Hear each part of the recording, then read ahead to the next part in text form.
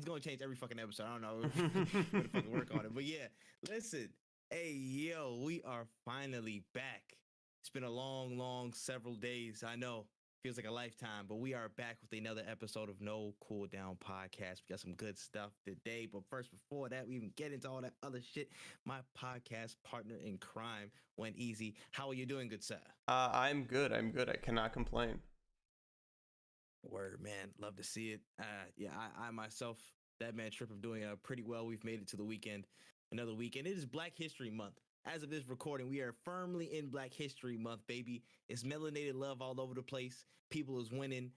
I love to see it, man. Put your koofies on, man. Put your koofies on. and if you know what I'm saying, if you're not in possession of enough melanated stuff, you know what I'm saying, in your vicinity, yeah, pay some reparations. You know what I'm saying? Do your thing. We'll see you out there. But yeah, shout out to Black History Month, man. It's just a beautiful time.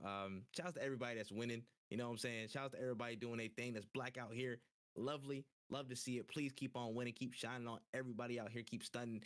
I don't know about you, man, but my heart was just swelling with I see hella people just dub after dub after dub after dub after. I'm like, wow, You love to see it's it. just dope to see. It's It a was great like a feeling. flood.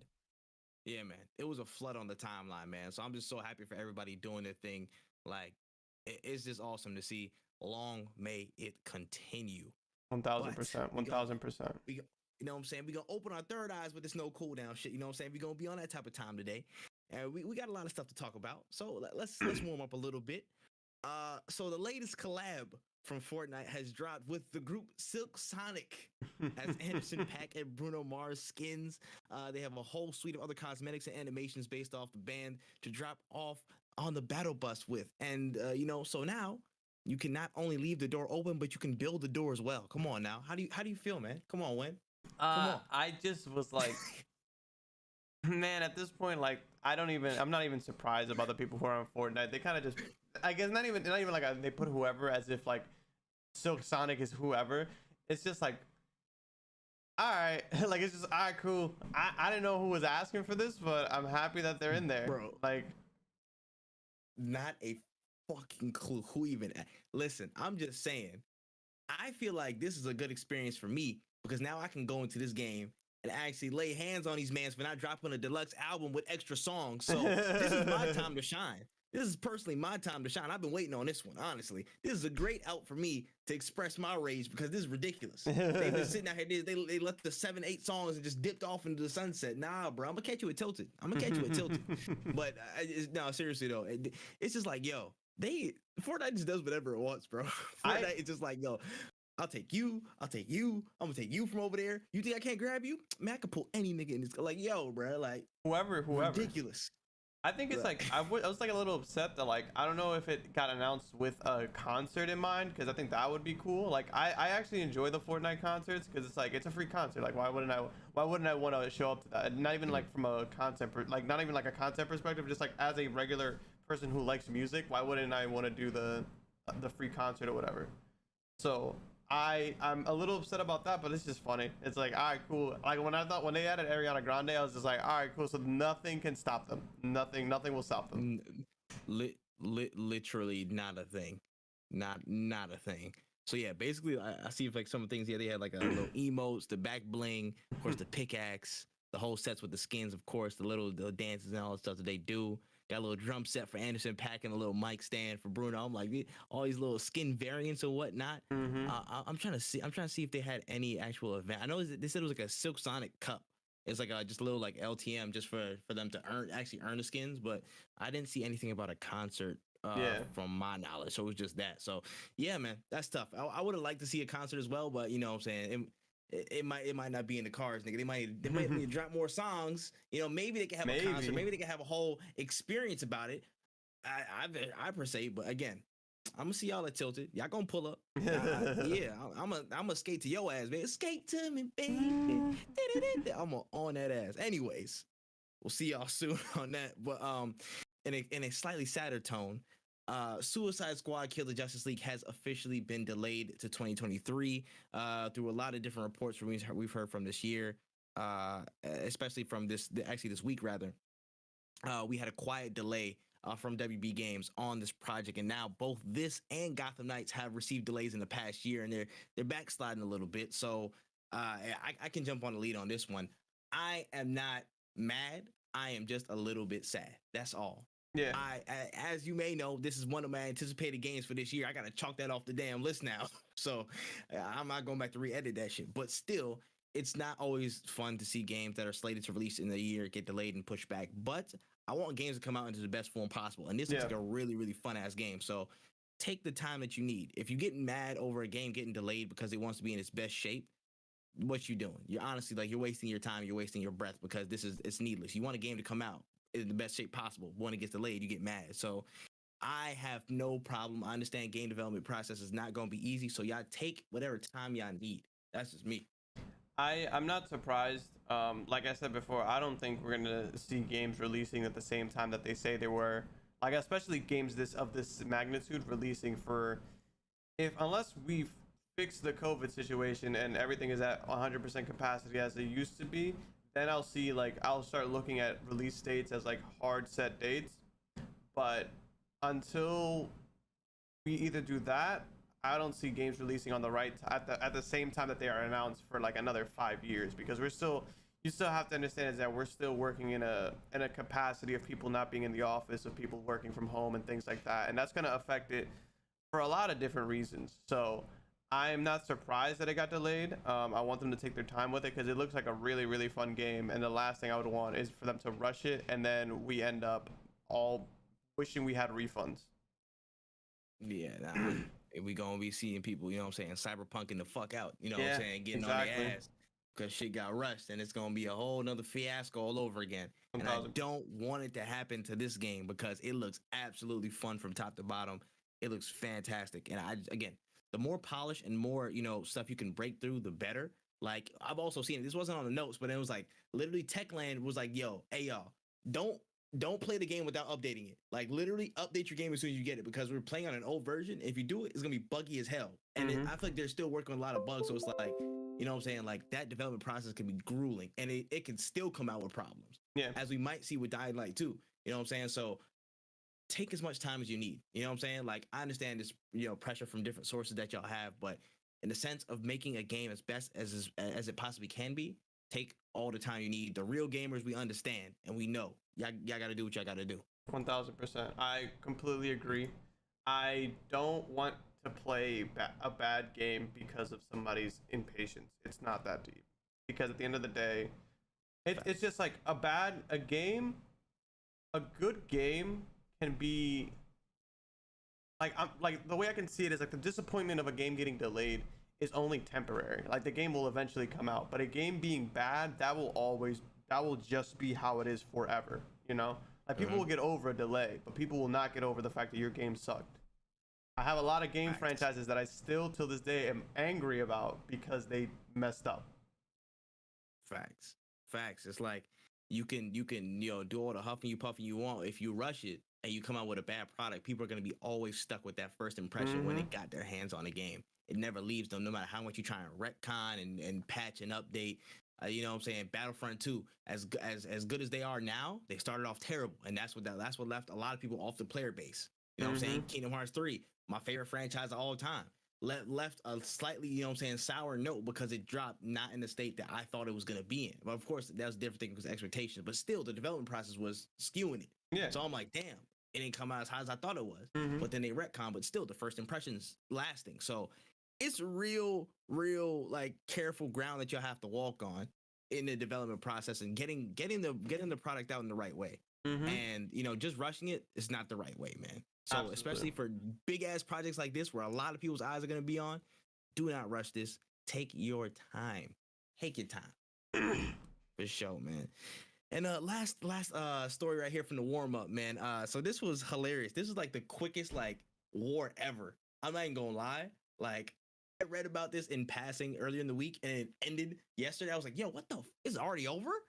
But anyways, we had an entire NFT war arc from Team 17, which is the team who brought you the Worm series of video games. So earlier in the week, Team 17 officially announced an environmentally friendly NFT project called MetaWorms that was apparently unbeknownst to several of the dev teams who work under Team 17, and other teams who knew voiced their displeasure, and they still were going ahead with the project anyways. Now, in response, the internet lit Team 17's ass up on social media. Like, even the teams behind Overcooked and Going Under, which are under the Team 17 banner, they were voicing straight up tweets. It was like, yo, bro, we don't agree with this. We don't like this. We don't want this. Team 17, what the hell's wrong with y'all? They were getting lit the hell up.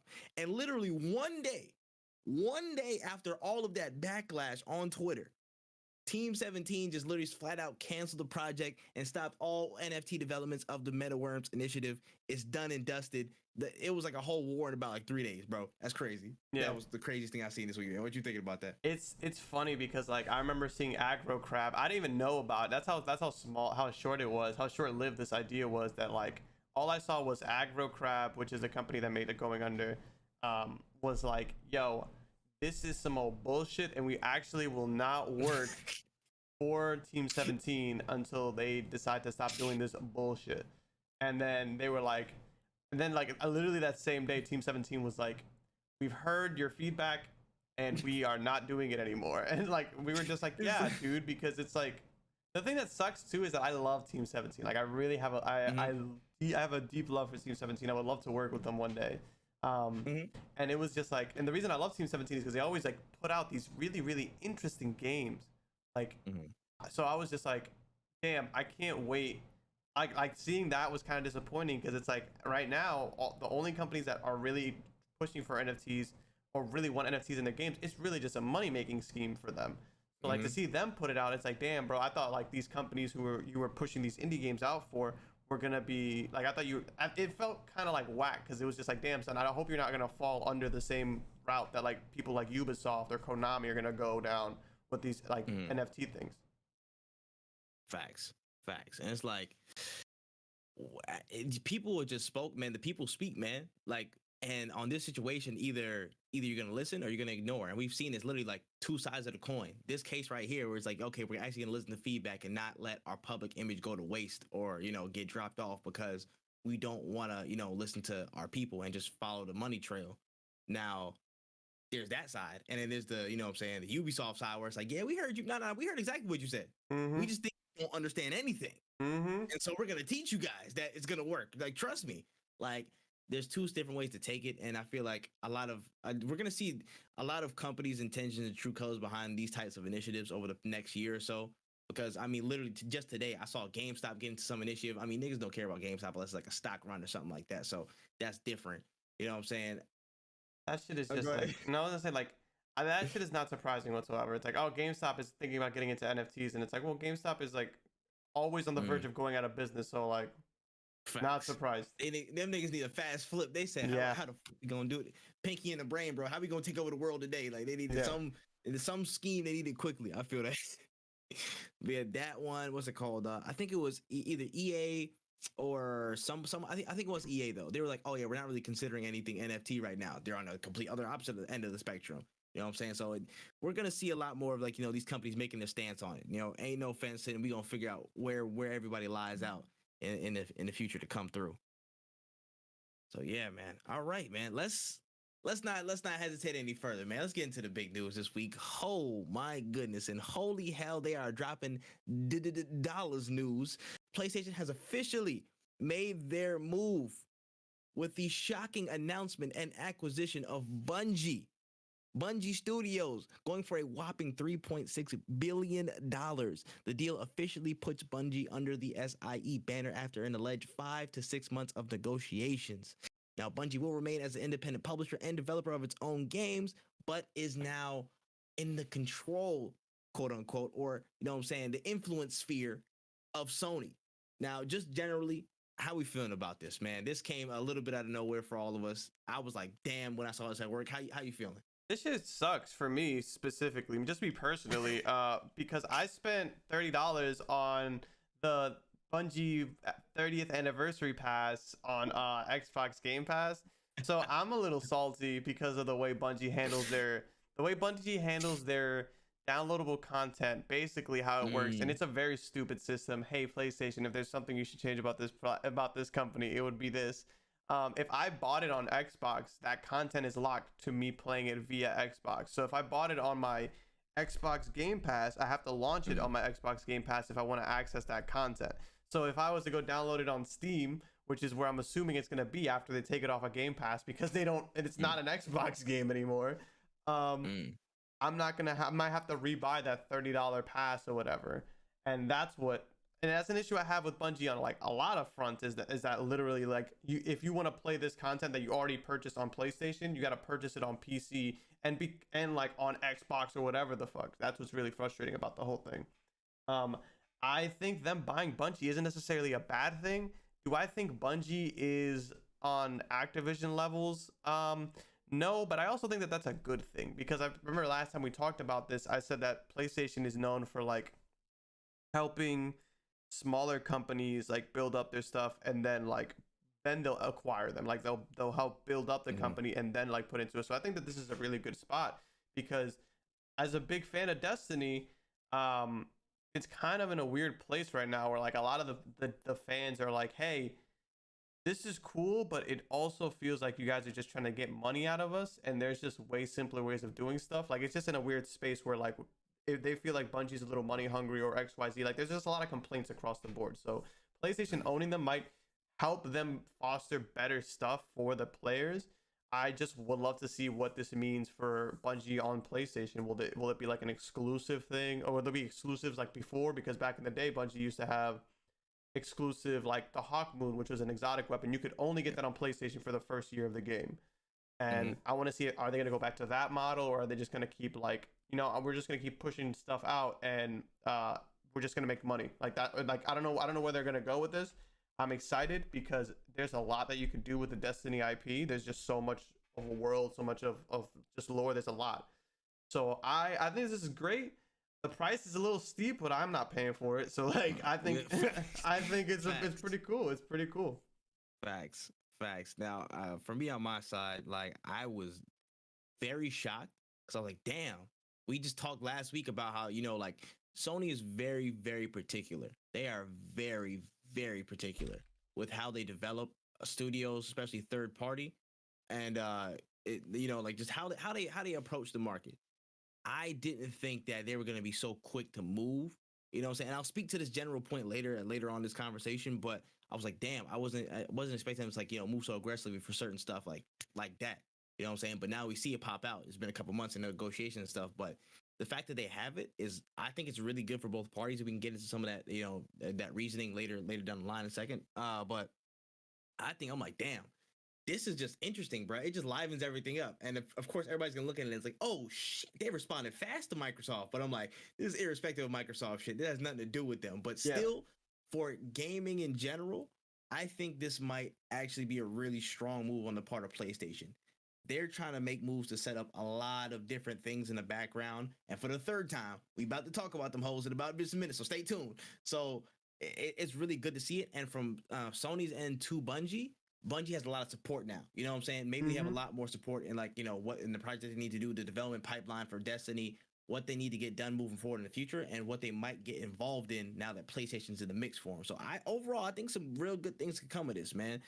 I'm like, damn, bro. 3.6 billion though. Again, it's like it's not the highest acquisition because of course Activision just happened, but 3.6 billion on video game companies. You know what I'm saying? Like we've hit this mark. Now there are billions of dollar acquisitions. Like we had the first $1 billion break not but what 5 months ago? Yeah. With Zynga or whatever. It wasn't even 5 months ago. It was like a few months ago. Yeah. Or a few weeks ago. I don't even remember. Like the first ever acquisition of $1 billion was like Minecraft. That was the first one. But that was in 2 or 3 years ago maybe. But like facts. Yeah, this is still a crazy amount. Because when you think about it, now we're seeing 3 in the span of like a couple of weeks. Yeah, you know what I'm saying? Like it's wild. Like the progression of all this stuff has just been crazy, and it's starting to hit like exponential. We're starting to see, okay, we about to pick you up, ping, ping, ping, ping, and then it's gonna be a whole different network of how the companies are looking from now on. Man, it's crazy. But let's dive a little bit deeper into Bungie's position. So as we stated before, it's an independent subsidiary of Sony Interactive Entertainment, so they'll still be multi-platform publishing, and they can self-publish still. And currently, of course, they're working on Destiny 2, the Destiny 2 expansions, and they have a new IP in the works that they've been, working on in secret, trying to get things together for us. Now, so the main help of PlayStation actually is coming in the form of resources and hiring talent for Bungie projects, getting them a lot of, funding and funneling people to get everything situated for their pipeline. And, how is this manifesting for the future when, do you think it's a good deal for Bungie, especially with, the things that you're dealing with now and where they would want to be? How does PlayStation help that? So I think having a big company backing you is it's honestly great for everybody. Truthfully, I would hope so. So like I said before, is that the biggest issue I have with Bungie is that like everything they did felt like it was kind of a money move. Like they were just like, we'll exclude content here so that you can buy extra, so you can pay extra money to us. And it just felt like they were like down on bread. Like I just felt like bad because it was just like every time I want to like play something with Panda or whatever, I'm like, yo, I would love for you to help us do this content. That like me and my boy Justin, we needed one extra person to do a dungeon, which is like kind of like a raid but only with 3 people. We were helping her build up her character, get to the level she needed to be, and then when we got to the part where we were gonna bring her into the dungeon, we found out she can't access that because she didn't pay the $30 to get the expansion. Or like there's in the new expansion that's coming out literally by the end of the month. Witch Queen? Yeah, the Witch Queen. There's they said that like the dungeons I believe aren't going to be included in the expansion pass. Like you're just going to get the campaign stuff and then maybe I think like a raid or whatever, but like if you want to do the new dungeons they're making, like you got to pay for that shit for separate. And I always just thought that was weird. Like I love all the content that you can do in Destiny, but there's even certain things that I've played in the game where like they were like, "Hey, do you want to do this content? Well, you need to have the season that passed like a month ago or whatever." And I'm like, "Okay, can I just buy the $10 season or whatever?" It's like, "No, because you missed it. You got to buy the deluxe edition upgrade to then be able to get all the other seasons that you missed." So I was like, "Okay, so I can't pay the $10 that I normally pay for the season because I missed it. So I got to spend $40 to get all the other shit." I just feel like I'm funneling a lot of money towards you guys, and you guys aren't giving like I'm. It feels like I'm paying for shit. You know what I'm saying? Like I'm Bro, this is free to play, my ass, bro. Like, what's free to play? You're making everything a separate ticket price or whatever. So I hope that having PlayStation helping them build this up will maybe streamline some stuff, or even like, honestly, at this point, if you would have told me Destiny's gonna charge you $10 a month so that you could play the game, I wouldn't even be upset about that because it's better. It beats the crap out of having to spend $30-$40 every time some new expansion or new stuff comes out. Like, it's ridiculous. So I just hope that PlayStation pushes them to not only improve the quality of their games, but another IP would be cool because you could do so much with the Destiny IP that, like I said before, like, you could do movies, book. There's so much there that maybe we've seen what Arcane has done for League of Legends, like having a show for Arcane, have a show about Destiny, or maybe even like a little like League of Legends released like 3 different small games that were like in the universe. So I'm playing one that has to do with certain characters and their backstories, and it's like this would be a great way to expand on the lore of Destiny because everybody says Destiny doesn't have a story. Why not make a story-based game? There's just a lot you can do with this. And that's where I think a lot of where Sony steps in. I feel like aside from, of course, the obviousness of Sony's a huge conglomerate, and now they can offer their resources and they can offer a lot of talent pipeline to get their projects on board and keep going. You know, they can support their development processes. You know, Bungie's needs probably some support in that area, which now they have it, which is really, really great. I believe it was stated in the blog that, that's one of their main areas, just like talent acquisition. And that's where again, Sony's playing a big key. But just think about, again, and this is going to become a real common theme, just the DNA of PlayStation and how PlayStation's really geared in on a lot of single player narrative stuff. And they've, excelled at that with several of their titles, the stuff you see right now.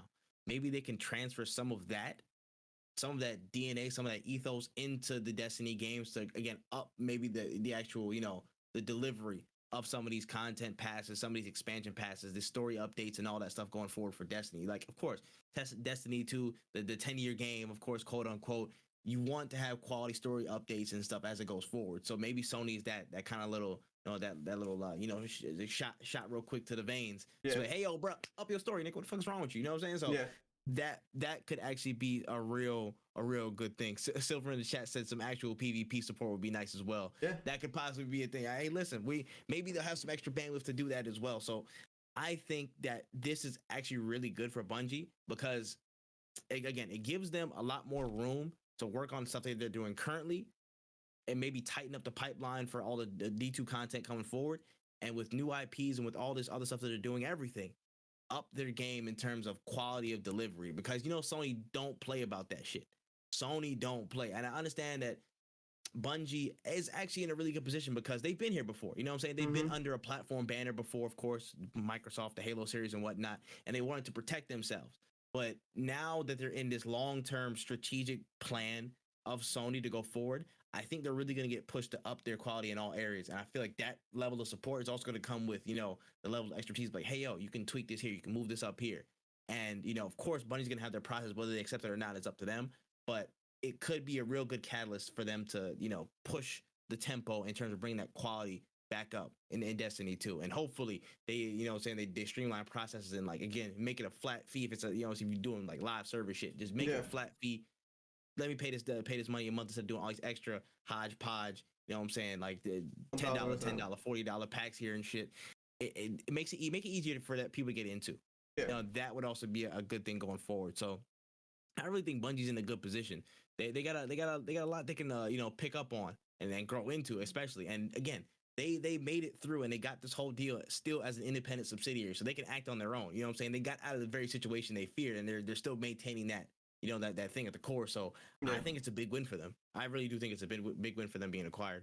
I think so too. I think it's something that they might not have admitted it, or like, I don't even want to say admitted, like they couldn't stand on their own. I think they could have stand on their own and delivered the quality of work that they've been delivering. But I think with this acquisition, it'll like it will be less of a headache for them. Like, they'll be able to have more room to grow. Take some weight off your shoulder, man. Take some weight off your shoulder. Like, literally, they still have to stand as a whole publisher and a developer at the same time. So their bandwidth is only so much. Yeah. Now Sony can take some of this pressure off you and be like, hey, oh, cool, you can make this thing on the side now. You can work, spend a little bit more TLC.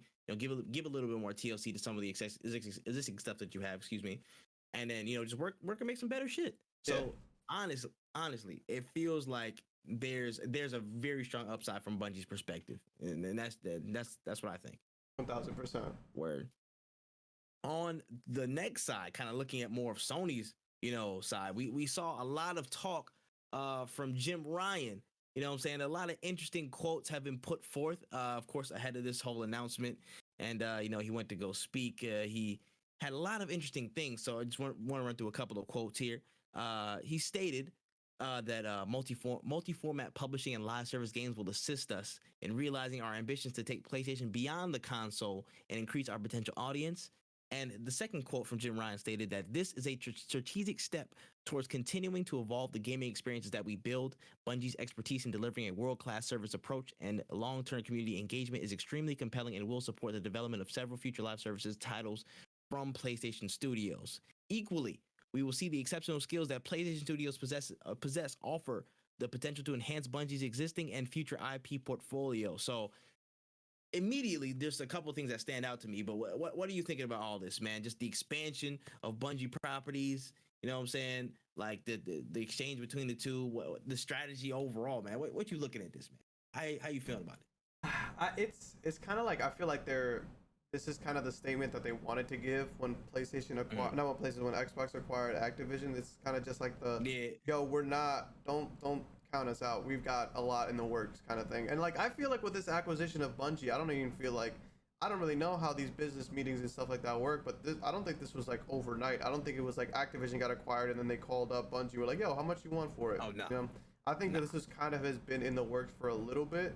Maybe it got expedited by the Xbox thing. Or maybe like after Xbox bought like Activision, maybe they were in the talks of both things. You know what I'm saying? Like maybe Bungie was talking to both sides, and then like they realized once they got acquired by Activision, like, I don't know if I want to be back under the same people who we were under before. So maybe it would be in our best interest to go under Sony's side. But I feel like this is kind of just like a little bit of like a muscle show, like Sony being like, yo, don't think that we can't do the same thing. But I also feel like them and Nintendo are just they handle this kind of stuff very differently than Microsoft does. Yeah, I would agree, man. In terms of just what they're looking for, man. Like, I think that Sony's like 10-year plan basically to expand everything.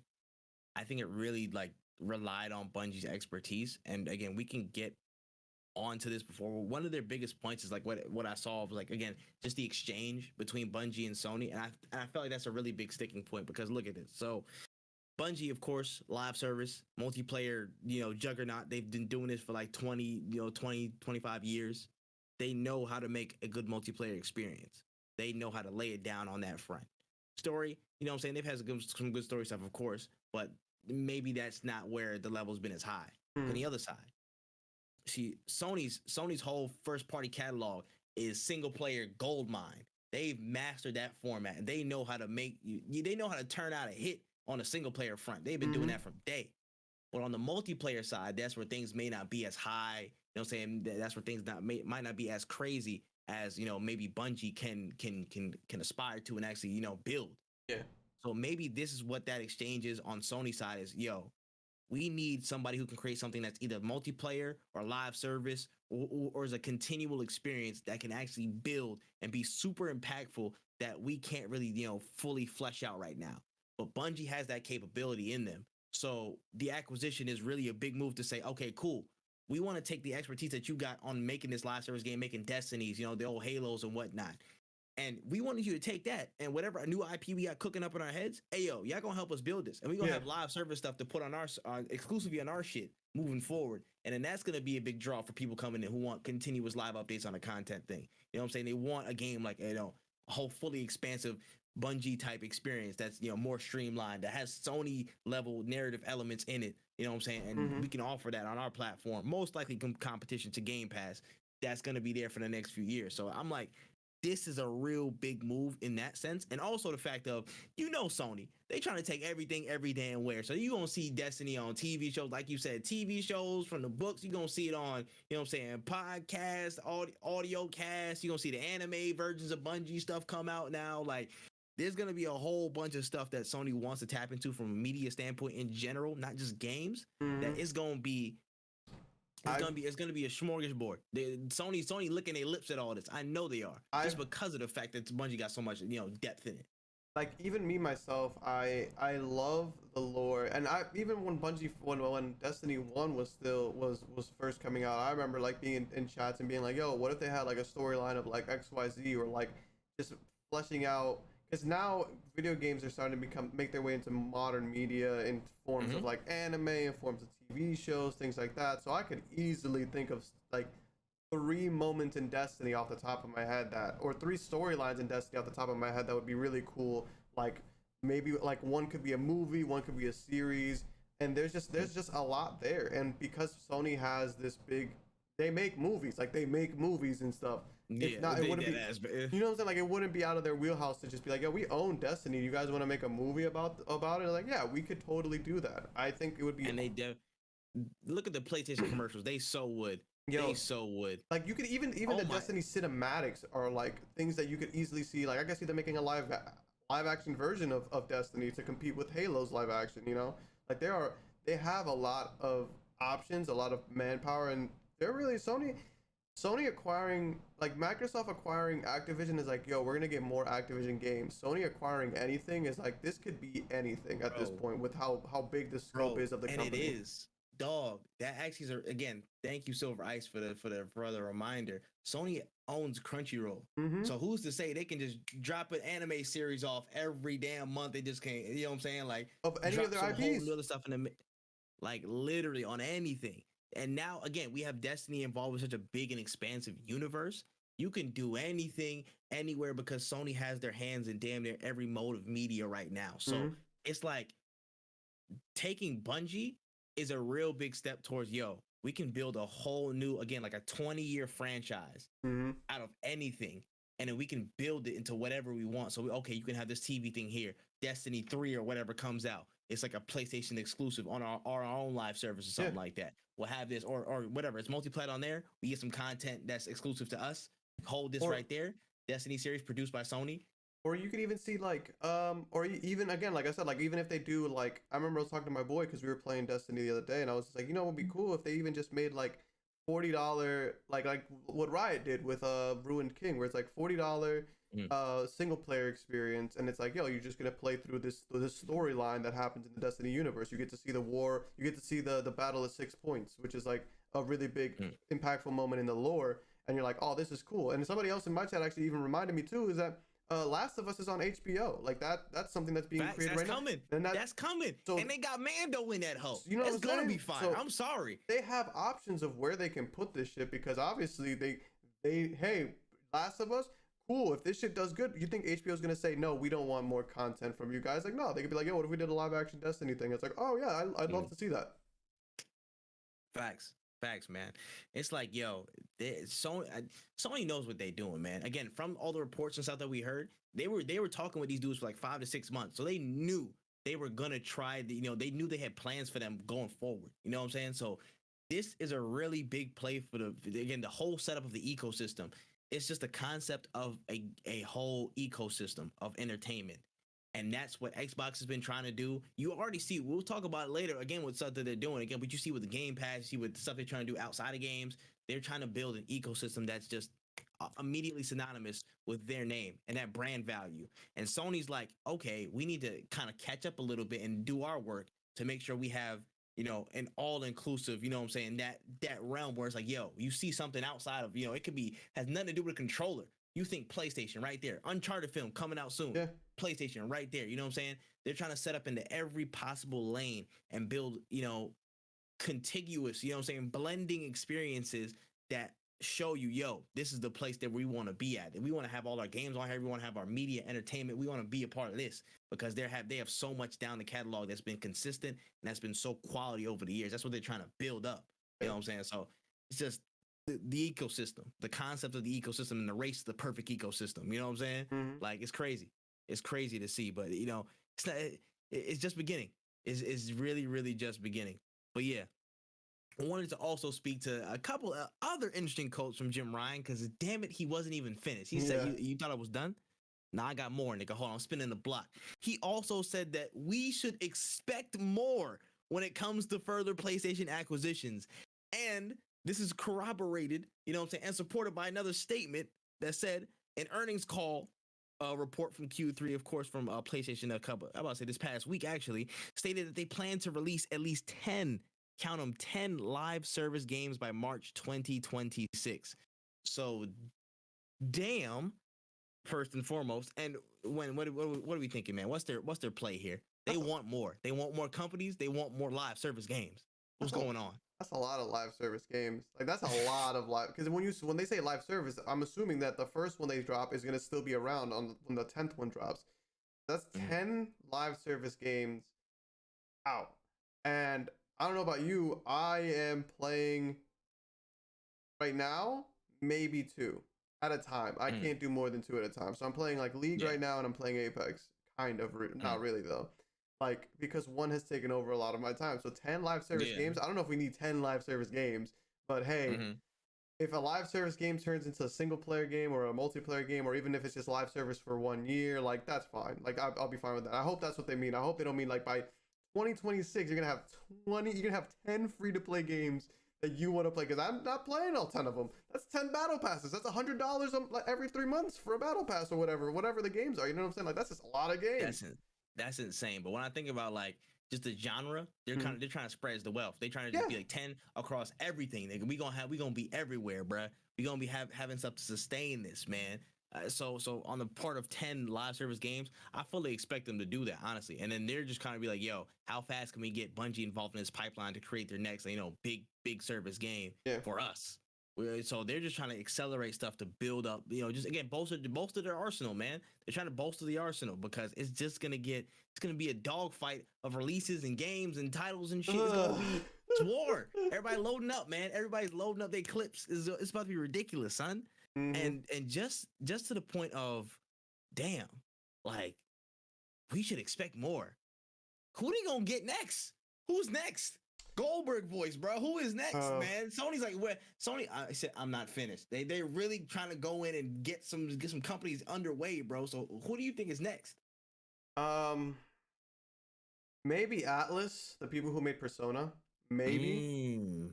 Just because I feel like they have such a close relationship with them. That's like the one game that I could think of, like, because I love Persona 5, but to me it's crazy that I haven't seen Persona 5 on the Switch yet. But I've seen Persona 5 Strikers on the Switch, so it's like they're not afraid of putting things on. We just got Persona 4 on PC on Steam, so like I'm not surprised about that. The bigger companies, like I see like Justin in my chat is saying like Capcom, but like I also just like, because he's saying that if they want live service, Capcom would be a good pick, which is true because they do make their Monster Hunter does have live service. Every single game I feel like goes on for like 2 to 3 years, I want to say, with content. But I don't see like any of the huge companies. If they could get a big company, I want to say I don't think it would be Capcom, at least right away, but I could see them doing Sega, maybe. I could see Sega being a thing. But then I also see Sega going to Microsoft because of the relationship they have on Game Pass. Because there's like, we got all the Yakuza on Game Pass, except for like the newer ones they dropped off. But we also see like Warhammer 3, which is a new Sega game coming out. And that's coming. That's coming out in February. Damn, oh wow, that's a game on Game Pass. Cool. I'm excited for that. But like, I could see them acquiring that, but then I also see, you know what I'm saying? Like, I also see Lost Judgment, which is a PlayStation exclusive. So like, I don't know. They kind of playing both sides of the field. I don't know if there's gonna be any major companies. There's companies who I can see not selling out for sure. Like, I don't think Konami is ever gonna sell out. I just don't. I don't think they will ever sell out unless it's like you would have to pay Konami. Well, they have to pay them more than they paid for Activision to get Konami's licenses and stuff. Possibly. I feel like that was the toughest sell.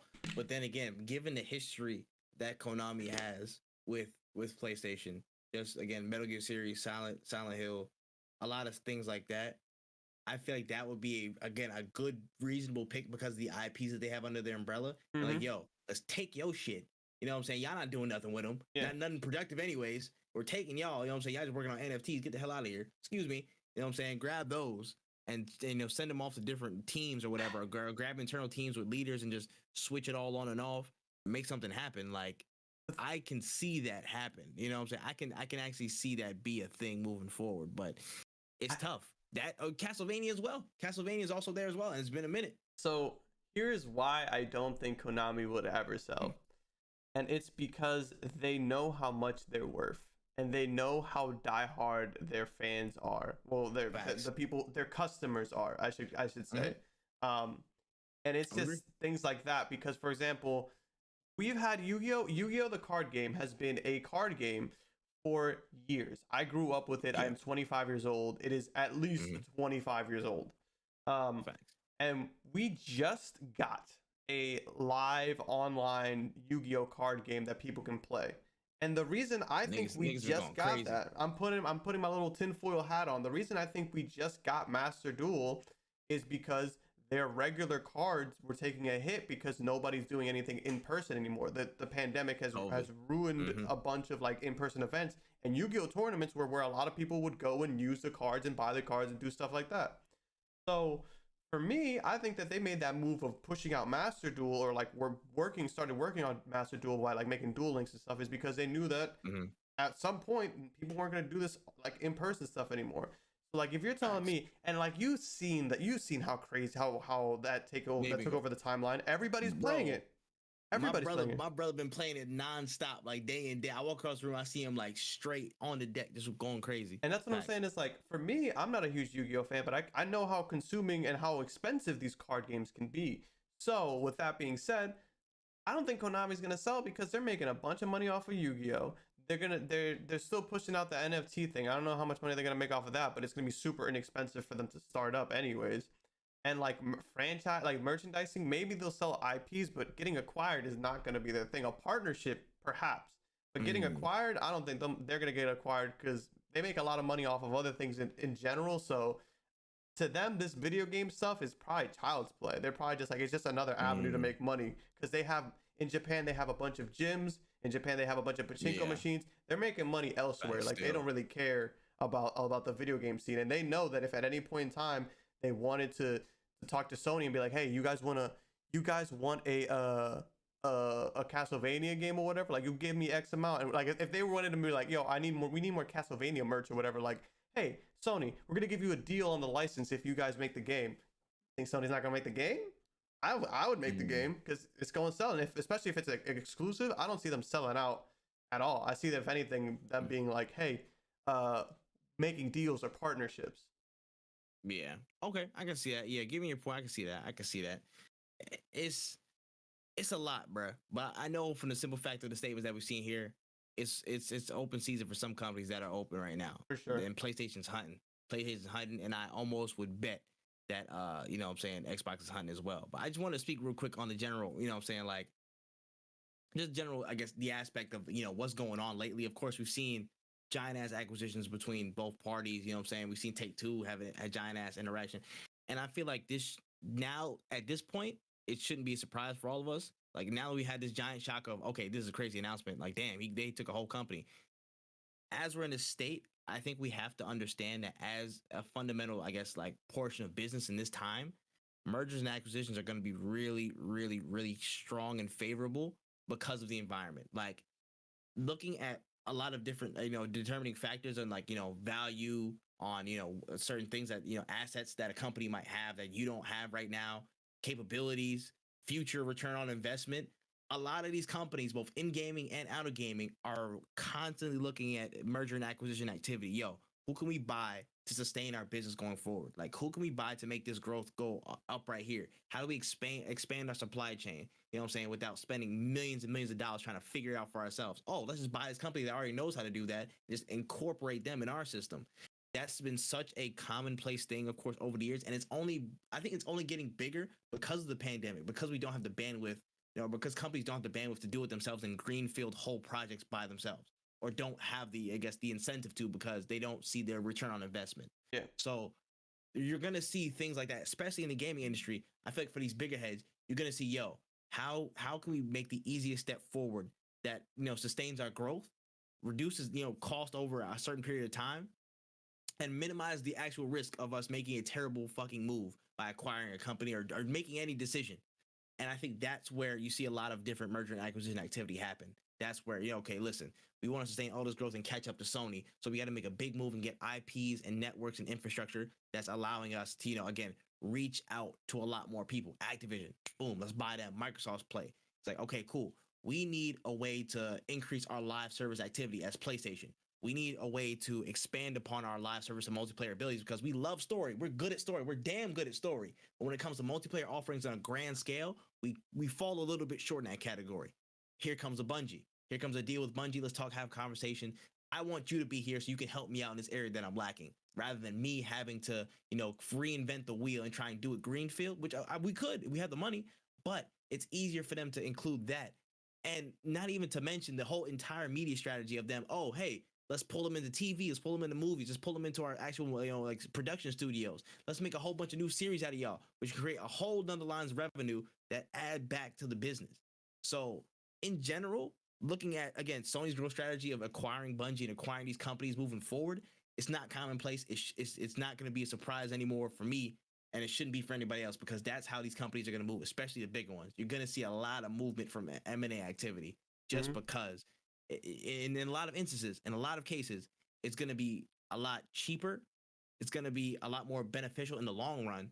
And it's just going to create a lot more revenue rather than greenfielding a whole bunch of new things. You know what I'm saying? Oh, let's create a new studio or whatever. Let's go get a known name. And that creates a whole lot of buzz. Again, especially look at the stock price. I'm betting their stock price probably jacked back up as soon as oh yeah, we got Bungie now. Oh shit, they got Bungie. Boom. It probably just shot right back up. You know what I'm saying? Mm-hmm.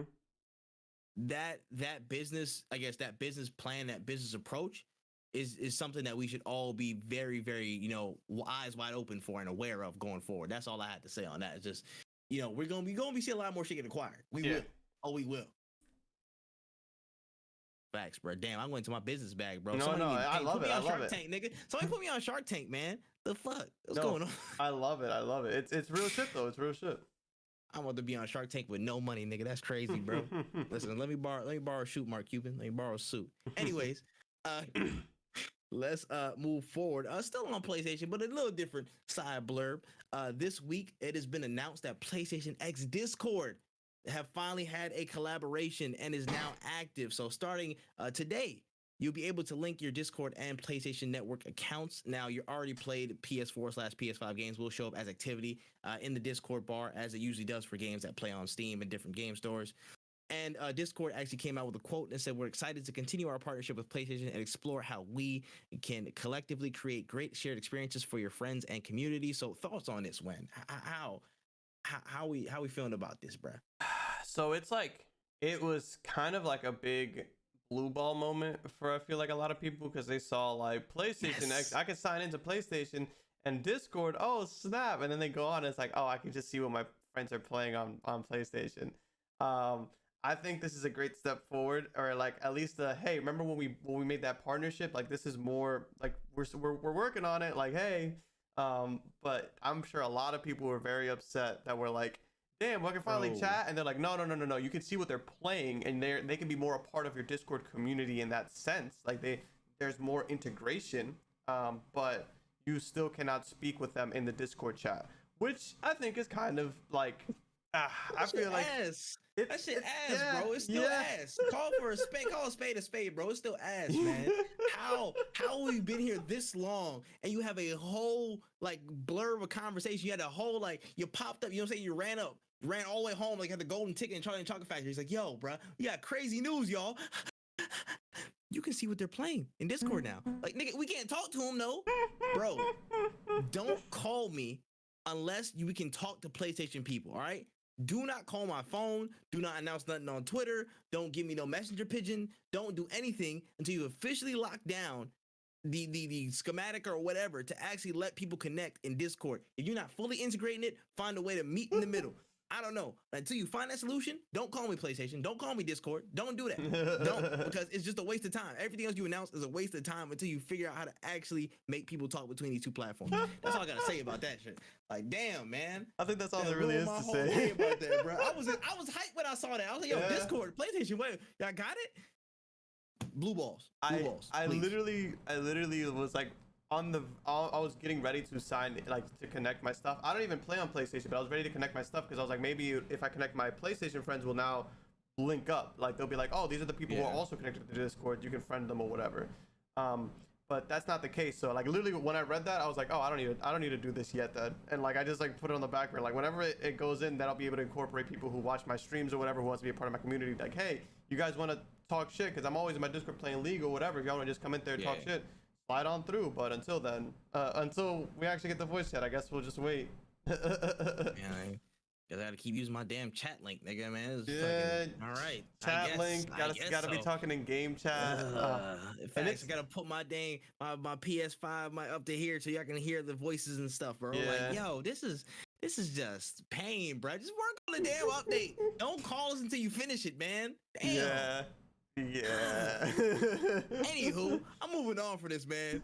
Gosh, ridiculousness. Anyways, man, let's get into the trailer trove. So for y'all that don't know, this is the segment where we break down all this movie, entertainment, TV series, anything that's going on on that side of things. We break it down. We saw 3 notable stories this week.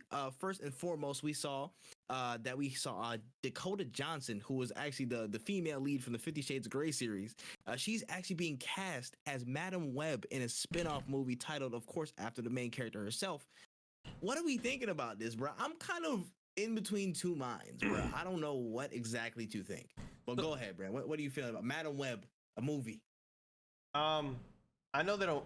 They don't own Spider-Man, so like it's not going to Disney Plus. Like if it was a Disney Plus movie, we're like, oh, that's cool. Sony. Yeah. So again, like this should just be like in a category of itself. It's like, of who asked for this, and it should go with the Silk Sonic Fortnite collab. It should be like, yo, who is watching the 2 or 3 episodes of the Spider-Man TV show where they show Madam Web, because she's never in it for that long. But facts. You see this character and you're like, oh, she's such a cool character. They're like, yo, I need an hour and a half of just her. Like, that's not what, like, she is Madam Web for a reason. We're here for the Spider-Man or the Spider-Women, like the Spider People. I didn't really ask for this unless they got a crazy banger of a script. I kind of really am like not in the biggest mood for one-off superhero stuff, like solo spin-off stuff, just because I feel like we have so many superhero movies and so much superhero content to consume that like having a Madam Web's like one movie is like, okay, this is cool, but this could have been like a limited series or something smaller in the sense, instead of it being like, hey, let's do an entire hour and a half of this character that you thought was cool in Spider-Man Shattered Dimensions or whatever. Like like all right, Yeah, sure. I feel this, bro. I understand. I kind of agree. Listen, man, I'm in between two minds. One, I'm like, oh shit, Madam Web, that might actually be pretty dope because, of course, tied to Spider-Man, ties to the whole Spider-Verse, Web of Destiny, Web of Fate, whatever you want to call it. Yeah. You know what I'm saying? Cool lore, but looking at it like logistically, I'm like, okay, it's Sony. It's gonna be just her, not really anybody else. How many shits do we have to spin off now? This is the question. This is the problem.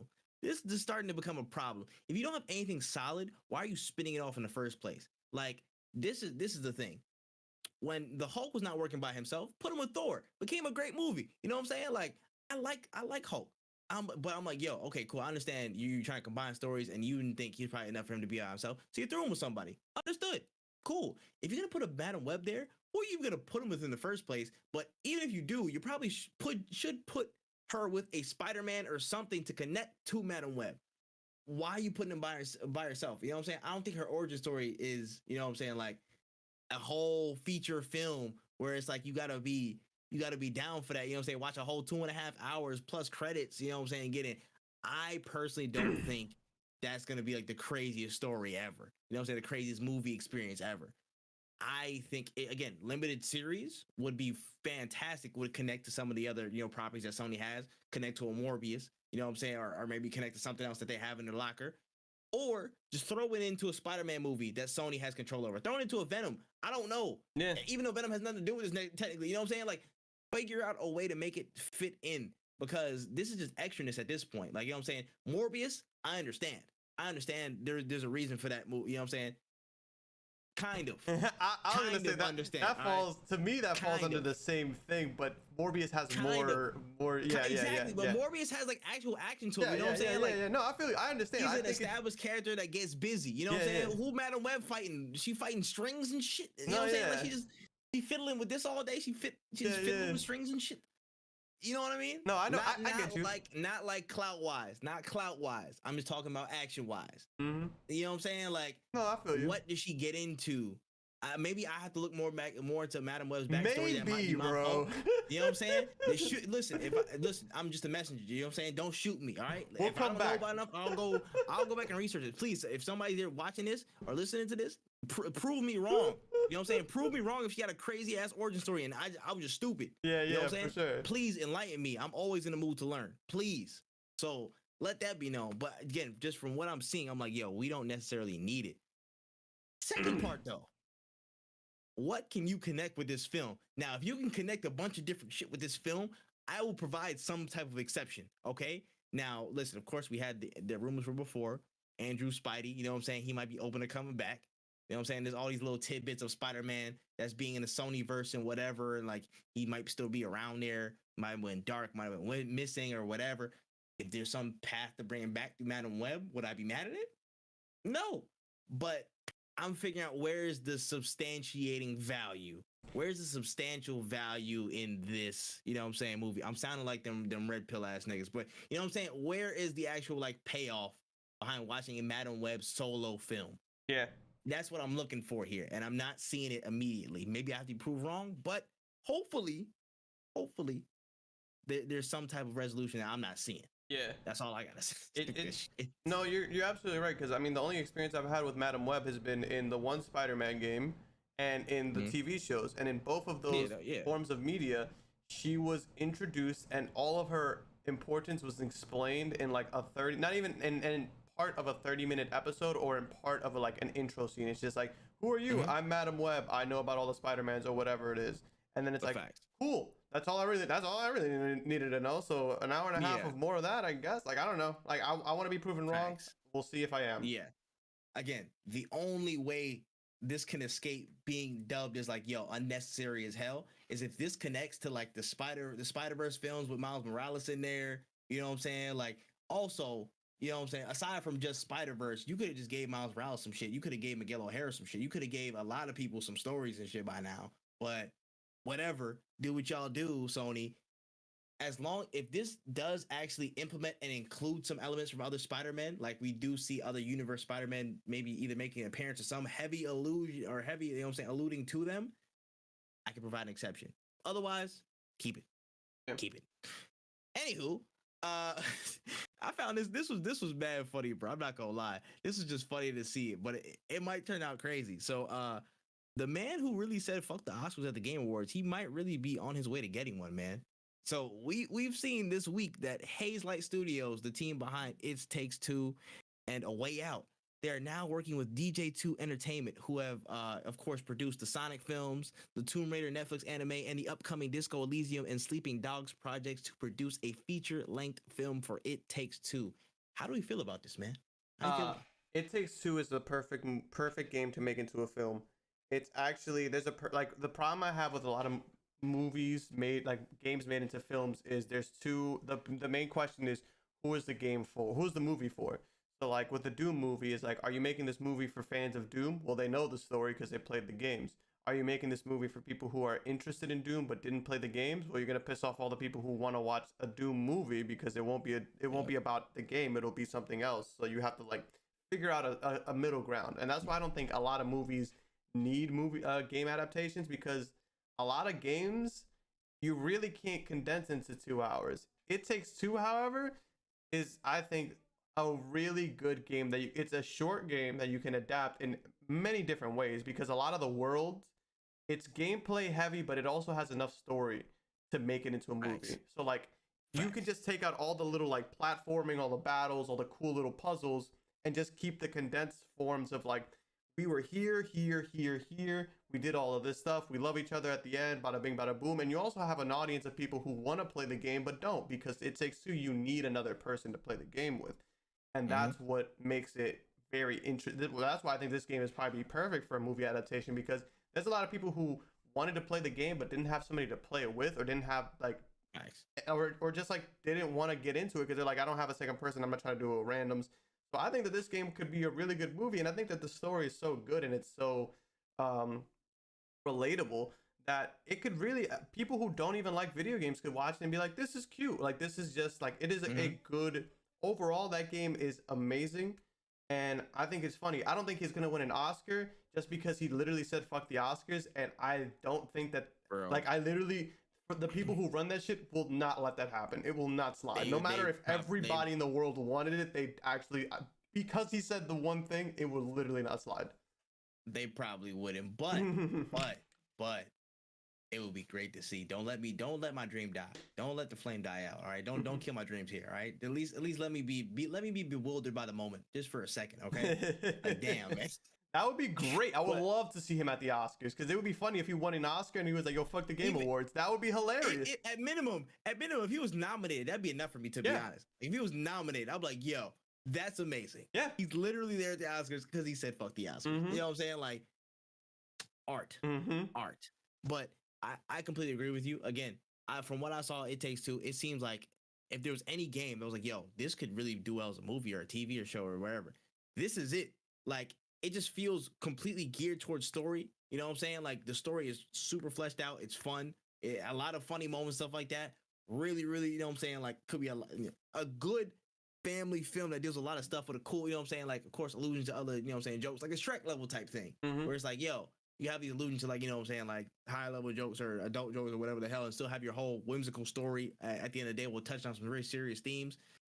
It can be a really dope film. And again, looking at the people who are picking this up, DJ2, they made the Sonic films, so they're very receptive to feedback from game studios and what we're seeing. So if there was anybody to put this movie in the hands of right now, I would completely be comfortable with DJ2, who's picking this up. So it seems like it's in a good spot to get pushed up, you know, and really be good when it actually comes out on the screen, man. Like, I'm liking it. I'm liking the look of it, man. So that, and the sole fact I want him to win an Oscar and literally say, hey man, I'm sorry I said fuck y'all. That would be so funny. just for my heart and dreams for that moment, I want this to really, really like we go crazy. Regardless, I do want to go crazy, but just for that, I know what I'm saying, I hope it really comes out great. Yeah, man. It Takes Two. That's probably one of the better ideas I've seen to actually be adapted, honestly. For sure. Word. And last but not least, on the trailer trove, we got the official, excuse me. Oh, I can't do the whole thing, but we got the whole official first trailer for Halo, the Halo TV series on Paramount Plus, and it was looking pretty interesting, man. There was a couple of different tweaks to the story, some decent set pieces. Stuff was looking pretty good, man, and some of the character models were looking pretty solid, man. You saw a Chief as a full body, you know what I'm saying, full body like an actual human. It was weird looking at him to scale, but still pretty interesting. Some of the models were like really crazy. Like it was dope. It was dope to see, man. But I just want to touch on your general thoughts on the trailer first. How did everything look? How did you feel about all this stuff? What was going on with it? So like, I mean, it looked good. It's an interesting. I am excited, but I'm also like, it's the main reason, and I'm very finicky about watching just anything. Like it's like a Paramount Plus. Like damn, I gotta go make an account. I gotta go find it. I mean, allegedly you don't have to. No, I know. Allegedly, you know what I'm saying? It's like I'm excited to see what they do with it. Again, I really want video games to make their way into regular media, because like I think that a lot of people will like write off video games as being it's just a game, it doesn't really matter, when it's like there's some of the best storylines I've ever seen in my life have been in video games. And I think that they could get so much more, they would get more respect, just being like, hey, this is hey, I know you're like 50 and you hate playing video games, but I have a TV show for you to watch instead. And this way you can connect with people on a different level, because you have like, I have this thing to show you, like this is going to be, I think you would really enjoy this. And like people who aren't into video games would be like, you know what, this Halo stuff is kind of cool. I'm really messing with the lore. And then they can get involved via lore, via books, that kind of stuff. Word. I agree. For me, I'm like, I don't mind it for the purpose of TV. They're, of course, are tweaking some things from the original game to make it look like, you know what I'm saying? Like from the trailer, it's like, okay, he's just like a regular old Spartan. He follows all these orders and stuff. And when he touches this one orb, like a la Mass Effect, like it was like a dead ass Mass Effect pull. He did defeat some alien from an excavation site. He touches some random ass relic, and he, you know what I'm saying? He gained some type of like different consciousness, or he saw a vision or whatever the fuck. Yeah. I thought that was funny, but basically that whole, I guess, change up to where he's kind of rebelling against the system. He's like helping people and becoming, starting to become that legend, the hero and stuff. I think it's an interesting take for the sake of TV, for the sake of like, that development of a dramatic story and how people start to cling to him as a character. I think that's again, smart, reasonable. I think it would be nice to see. Interested. My favorite thing was just the look of the elites, because they look fucking good. They look good.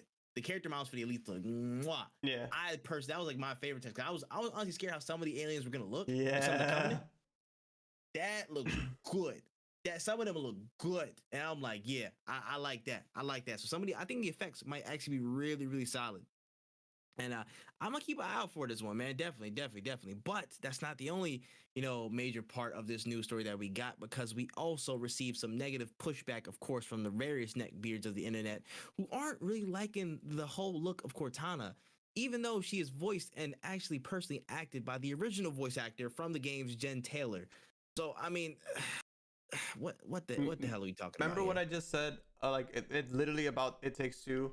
How like I think this is the perfect game, because it has a good, like, it's just a game that you can easily port over, and because certain video games, people who are a fan of the game are going to be upset because the thing doesn't look exactly like the game.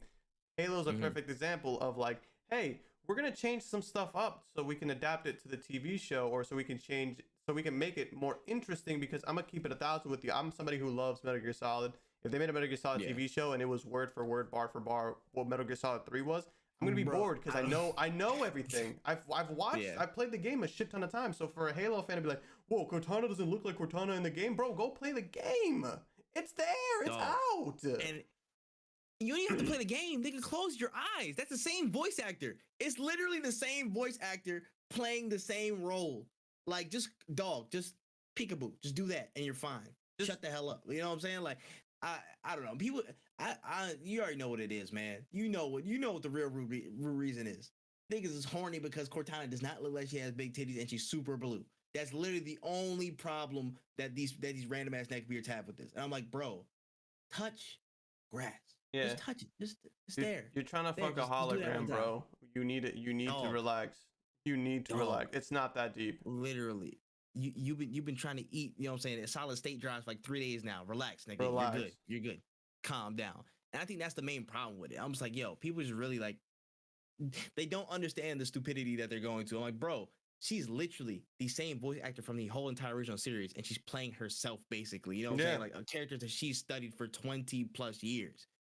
Come on, bruh. Yeah. You gotta leave it alone. She's a little less blue than she was in the games. Crazy. You know what I'm saying? Like, in the grand scheme of things, it doesn't matter. At the core of it, she knows it's gonna be the same character because it is Cortana. You know what I'm saying? It literally is. Yeah. So for me, I'm just like, yo, y'all bugging for no reason. Please go touch grass and you know what I'm saying? You know what I'm saying? Acquire some bitches. You know what I'm saying? For sure. Get that in the back of your head. Put that in the chip right there. Just some bitches right there. That'd be nice. Oh man, but overall, man, Halo was looking pretty interesting. I think I'll give it a watch. Definitely. I'll definitely watch the first episode. I definitely will watch the first episode, and if it's good from there, I'll definitely keep watching. But I give everybody the first episode treatment, and Halo will be no different. Facts, man. Facts. So hold on. God. All right, man. Yeah, this is the one. This is the one. This is the one, man. Do this. I don't even want to do this one. Oh no. Every time I see this name it hurts pop me up, a little bit. Every time I see this name pop up, I get angry. It hurts me a little bit, man, but damn it, it has to be done. In It's a Damn Shame news, Battlefield 2042. It's been really going through a lot. It's been having a rough entirety of its existence, honestly, since launch. It's been having a real bad time. And it hasn't really gotten any better over the past couple of weeks. So with a couple of news updates, let's talk about it. EA CEO Andrew Wilson stated that 2042 did not meet expectations for Q3 and has less than 5% of their total net bookings, which is, of course, is the amount of products and services sold digitally projected for 2023. You know, they had it was funny because there was a tweet that had a slide during the earnings call for EA. It showed like all the earnings percentages and numbers that all those franchises put up. Battlefield wasn't even on that slide. Battlefield did not even show up on that slide. Mm-hmm. That is telling and that is damning. I'm like, wow. It's insane, man. But it's not even the worst of it. It's not even the worst of it. So of course we know that, you know, their season 1 was actually supposed to start, I think, sometime last week or this week, sometime in early, you know what I'm saying, the first 2 months of the year this year to kick off their season 1 of all the new maps and modes and such to keep the game fresh. They've officially announced that has been delayed to summer. All these updates and changes that they had, they're being pushed back. Of course, we've had a series of updates on their roadmap that they wanted to release. Of course, it includes voice communication, a tighter squad loop with better ping system, feedback-based gunplay improvements, improved rewards, expanded tools, modes, and tweaks to play experiences in Battlefield Portal mode, and a whole list of other things that they wanted to tweak. And it's just sad, man. It's just sad. What are we thinking about this? I'm thinking I'm a fool for not getting a refund on for not buying it on Steam. That's what I'm thinking. Because I don't even know how to get it. Like I bought it day one. I bought the deluxe edition, and I will always say this at the beginning of all of these stories because I want everybody to understand the pain that I go through every time Battlefield comes up on my news feed, because it's never something good. It's never something like Battlefield is doing amazing right now. We fix all the problems. It's always like, oh, they're delaying the roadmap for the stuff till summer 2022. This game came out in November. So you're telling me that I'm not going to see it until May? That is like 8 months. That is ridiculous. Like, what is even the purpose of me playing this game anymore? It is, just give me my money. Like, the fact that improved voice comms is on the roadmap. Any voice chat. Like, voice chat is not even there. I didn't even put it on. I didn't put it on the thing because I thought it was stupid. But scoreboard was also on the roadmap. Like that's scoreboard. That's on the roadmap. If the scoreboard is on the roadmap of new content coming out, it's quiet for the game. Like that shit is OD. This is ridiculous. This is a horrible game release. Unacceptable. This is unacceptable. This is honestly the multiplayer Cyberpunk release. This is what it feels like. It's like all the Bro. people who paid all this money for this game that doesn't work and is just like not good. This is exactly what it is. This is multiplayer Cyberpunk in a release, and it sucks because it's a franchise that's not new. Facts. It's not made by a new company either. This is a company that's been doing multiplayer games for years now, and this is just how sure, bro. I guess. Bruh. You know the funny thing, this is like one of the, again, a terrible release. Terrible. Just like stuff, features missing, bugs, crashes, glitches, player counts declining week on week. And Battlefield 4 is still worse. And you know what I'm saying? Like, it still feels worse to me. I'm like, bro, but the fact that like y'all did this like twice now. I feel like it might have been more than once, because I ain't played Battlefield 5. I skipped over that one completely. Battlefield 1 I can't exactly remember, but of note, it feels in the ballpark of Battlefield 4, because like, yo, bro, like, yo, y'all still not getting everything together. It's worse than Battlefield 4, and it's worse than Battlefield 5, because both of those games, Battlefield 4 didn't work at the beginning, but then it still had a pretty good life cycle afterwards. Battlefield 5 worked in the beginning, it just didn't have that good, it just wasn't as entertaining as the other games. This game neither worked in the beginning nor is entertaining in the end. If that's their roadmap for this, if that's their roadmap and that's the map that got delayed to the summer, like if scoreboards are getting delayed till the summer, like that's, just think about that shit. Just sit here and think about, we have to delay the road, we have to delay the content. And it's like, well, what can I look forward after the delay? You can look forward to better voice comms and a scoreboard. Bro, give me my money back and stop wasting all of our time. Hey, listen, we be talking shit about Call of Duty year on year on year, but I will say this: Call of Duty be polished to a very certain extent. Now, the gameplay might be not everybody's favorite. You know what I'm saying? It might not be as interesting as what people might want. But year on year on year, they have a player experience that actually is consistent to some degree. You can get on day one and actually play that game. Voice chat's there, scoreboard's there, systems are there, friend system, you know what I'm saying? Like maybe a patch or two there. Battlefield, we had such high hopes, man. I know I had such high hopes looking at this game. Bro, like, I was actually preaching the fucking praises. Facts. And I wanted it to really be there, especially from a social aspect, because yo, we want to play this with squads, man. We want big parties full of people playing this shit and just jumping in and having fun. But when the basics aren't even there, when the basics are gone, that's when you know it's a damn shame, bro. Man, their own CEO didn't even want to tell us the numbers, bro. He didn't even want to say the numbers. He was like, yo, man, it just didn't meet expectations. It didn't meet it. That's when you know. That's when you know it's dire. It's diabolical, man. And again, it's telling that little note about the net bookings is like, okay, the amount they expect to be sold digitally or sold physically in that period of time for next year, they said 5%. They said 5, not even 5% of their entire game offering, bro. They was like, yeah, y'all not even a part of this, bro.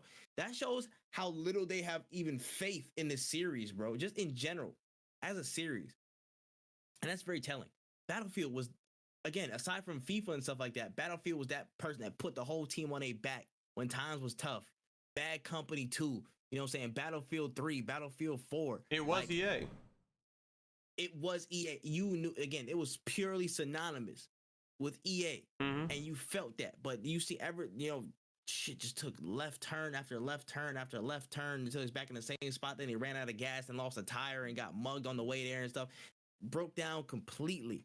And it makes sense why they moved Vince Zampella from Respawn over to DICE. That makes, looking at this, you see this? It makes complete sense why they moved him over there.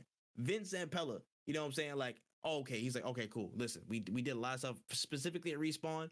That's dope. You know what I'm saying? We're going to do our thing over there. And off the top of my head, let me research this because I just want to make sure I'm right. You know what I'm saying? Pardon the interruption. You know what I'm saying? I want to make sure I'm on this. Yeah. Okay, cool. He went to DICE LA. Thank you. He went to DICE and he's like, bro, we have to fix this. EA bigger heads like, yo, listen, you've done so much good work on the Respawn stuff with Titanfall 2, all this Apex rollout. It's been fantastic. That's great. Can you make sure somebody's in there to put it on cruise control? You know what I'm saying? Like, put somebody you trust on there and come help us with this because Battlefield's in a disarray. They have right now they have nothing going for them. They have nothing going for them, and they need massive surgery. They need massive surgery from every standpoint. And I think Vince Zampella is trying to turn that ship around from every type of standpoint, man. Battlefield right now is like it lost all the sauce, man. That's what it feels like to me. It lost all the sauce, and they need somebody like Vince Zampella to help work it back to health, man. Like it is bad. It's very, very, very bad. Massive changes needed, or else Battlefield's just dead and gone like T.I. and JT, man. Dead and gone. It's sad, but it's like there's not much. Like what can we do really? Like it's on that. It's on the ball is in their park. Like they had this IP. It's not us. Yeah, it's like I want to like this game. I want to. We all wanted to, but we can't because we can't even. Some of us can't even play the game. So it's like facts. And it's like, bro, we want to give you every concession in the world, but you can't even give us that. You know what I'm saying? We can't even allow that because you're not meeting the basic requirements. If certain things here and there weren't present, you know what I'm saying? If there was like a little tweaks here and there that you gotta fix, I'm like, okay, cool, it's understandable. But the base package was already out of whack. You know what I'm saying? So y'all can't even sit there and be like, oh, we covered our bases, we did the basic check boxes, the experience is there, but maybe people aren't rocking with it. Nah, because if everything was there, people would have rocked with it like crazy. Super ambitious, but just the execution is piss poor, man. It was poor, and I really hope they turn it around. That's my hope, man. I really hope they do. And it probably won't be in this game. I'm not gonna lie. It probably won't be in this game. I really hope it is in somewhere along this content year that they're gonna have from the summer. But I just don't know. I don't know, and I'm losing a lot of faith. You know what I'm saying? If I had any faith left from the past couple of titles in DICE, like, can they make something quality in terms of Battlefield anymore? I don't know. I don't know, man. That's crazy. Gotta hold y'all L, man. Y'all gotta hold y'all L. Y'all up there. I'm not gonna lie. Ham roll of the week, that might be y'all. Anyways, we gonna slide over to some other news. So yeah, man, this was really out of pocket. This was weird. I don't know if this. I'm still like trying to figure out if this was real or not. To be honest, I'm like, damn. And some people are corroborating this. So basically, in the week, we saw an image from somebody. I can't remember who exactly it was on Twitter. There's been a few people who this has happened to too, so it's not just one person either. Oh wow! So actually, a few. Wow, all right, so it's corroborated. Damn. Yeah. So basically, they received some type of message on their YouTube channel, and it basically they received a message that said, "This video is popular. Due to limited creator history, we're limiting the number of viewers. Subscribe to this channel to help this creator reach a broader audience." So YouTube actually stated about this. This is a limitation for some creators who stream from mobile and have less than 1K subs. We wanted to give creators more access to mobile live streaming, but still have some limits in place to prevent the spread of violative content. So is this... I'm trying to figure out where the play was. I'm starting to figure out the picture, but like, damn, what do we? I don't know, man. So I think with YouTube, because YouTube's always been YouTube's always been the safest option in like almost all content in general. Like even as somebody who uploads YouTube videos, anybody can tell you like you have to like before you can even like edit anything, they ask you, is this for kids? Yes or no? Yeah, like there's like so many times they ask you like, yo, is this safe or whatnot? And I think what they're trying to do is with the rollout of shorts, they're starting to realize a lot more YouTube creators. Like, I don't want to do this because like I was trying to that was rude. Because if you make shorts, you have a YouTube, you're a YouTube creator. So a lot of more YouTube creators who are doing shorts and doing TikToks. Like I'm a TikTok star. I want to start growing on YouTube. I'm gonna start just taking my shorts to YouTube or whatever. Because they have now, instead of needing a whole computer and needing to upload, needing to edit videos, because you can upload everything on your phone. To me, it makes sense because like there was a wild time on TikTok back in the day where you could pretty much get away with fucking anything. At the beginning of TikTok's inception, you could get away with a lot, and you would be up, like your video would be up for like days before anybody really realized what was going on. Same thing with almost all of social media platforms that revolve around mobile use. So I'm not super surprised about it because it's like they're sitting there saying like, hey, this video is getting a lot of traction, but we don't trust you, so we want to kind of hold off. But it's also very weird because I feel like if the video, I just think it's interesting because it's like they know that it's becoming popular and are like stopping it from spreading, which would, because they're asking you, hey, subscribe to make this person get more viewers or whatever. But it's like the less you spread it around, the less likely people are to subscribe because there's less people seeing it, kind of thing. So I think that they need to have like a more effective system in place. But I think this is just the first time YouTube has ever seen a growth in this many people just posting shorts and things like that, because it makes sense. I'm sure a lot of people who were just viewers at one point are like, yo, I think this would be a pretty funny thing to post on YouTube. And now they're YouTube creators. Welcome to the club. Got you. Yeah. Now that you put it that way, I definitely see it. But this is where my kind of problem lies. If they have the system where they're starting to limit it and they're telling people to subscribe, they need to change that, honestly, in my opinion. Because like, yo, okay, so you're telling people, hey, this video is getting real popular. I'm stopping that shit. Surprise. And anybody else who sees this, they can subscribe. You know what I'm saying? Maybe they can, get better. Get yourselves up that way, bruh. See you later. And that is problematic because, okay, you're having this, and you're just kind of stifling creator growth on your platform by, I understand for the sake of safety, but then that affects a lot of people's, actual traction in, reaching different people, getting their whole numbers up and stuff like that. That's a whole nother problem. But I think the best route of option is to shift it to where, okay, cool, you're seeing it's getting popular. Give it a content check. If it's getting popular, just do a quick spot check. You know what I'm saying? Hold it maybe for like like TikTok. TikTok will like literally hold your video for a little bit before it gets released into the wild, and they'll check it for like, content, whatever, if it's like anything malicious or blah blah blah. And then when it's ready, they'll drop it off. You know what I'm saying? Like they'll do it, and they're like they're what's the name, testing it with different groups. I wouldn't say exactly test it with different groups and go their same way, but at least hold it back until you can do like a whole content spot check. Like if it's clear, you think it's good, release it into wild, let it go. Or if it's getting popular, you know what I'm saying? You can literally grab it there as getting popular, and then you can choose what to do from there. Like you can hold it and be like, okay, cool. You see it's popular. Is the content okay? Cool. Let it fly. Yeah. If it's not, stop it right there. Slap on the wrist, drop it off. You know what I'm saying? Like give it a check as it goes. Don't forcibly stop every video and tell people, hey, yo, sub, you like that? Go ahead. I don't even know what it is. Yeah. But go ahead, subscribe. Yeah. Give people an actual chance to flourish on that side. You know what I'm saying? And actually be thorough about your process of checking, please. Because I think that's the best route of action. Because otherwise, you just telling people like, yo, bro, get your fucking money up. You're not gonna get out. No free clout, nigga. No free clout. Like that's what you telling niggas. I'm like, this is just ridiculous at this point, bro. Like, it makes no sense. Makes no sense. But yeah, it was weird when I first saw it. But now that you provided that reasoning of like more of the mobile content creators, it makes a lot more sense. But yeah, just a slight tweaking approach is all they need. Yeah, and then that's fine. That's fine.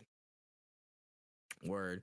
All right, moving into a little subtopic category. I think this might be one of the first times we had comics involved in some of our discussions. This was an actual interesting topic that I saw being brought up the other day. I'm trying to remember who brought it up. I think it was Silver Ice. I think it was Ice that brought this up in some other chat. But basically, I've seen this. I did my research and I see this brought up a couple years ago, and it's coming back around. Right now, DC's kind of in a very interesting spot with Dick Grayson or Nightwing. You know what I'm saying? In the latest runs of the character, he's been having a little bit of a change. So canonically, beforehand, he's always been a half Romanian and a quarter Irish and a quarter Scottish, and that deals to his whole makeup and his skin tone and all that shit like that.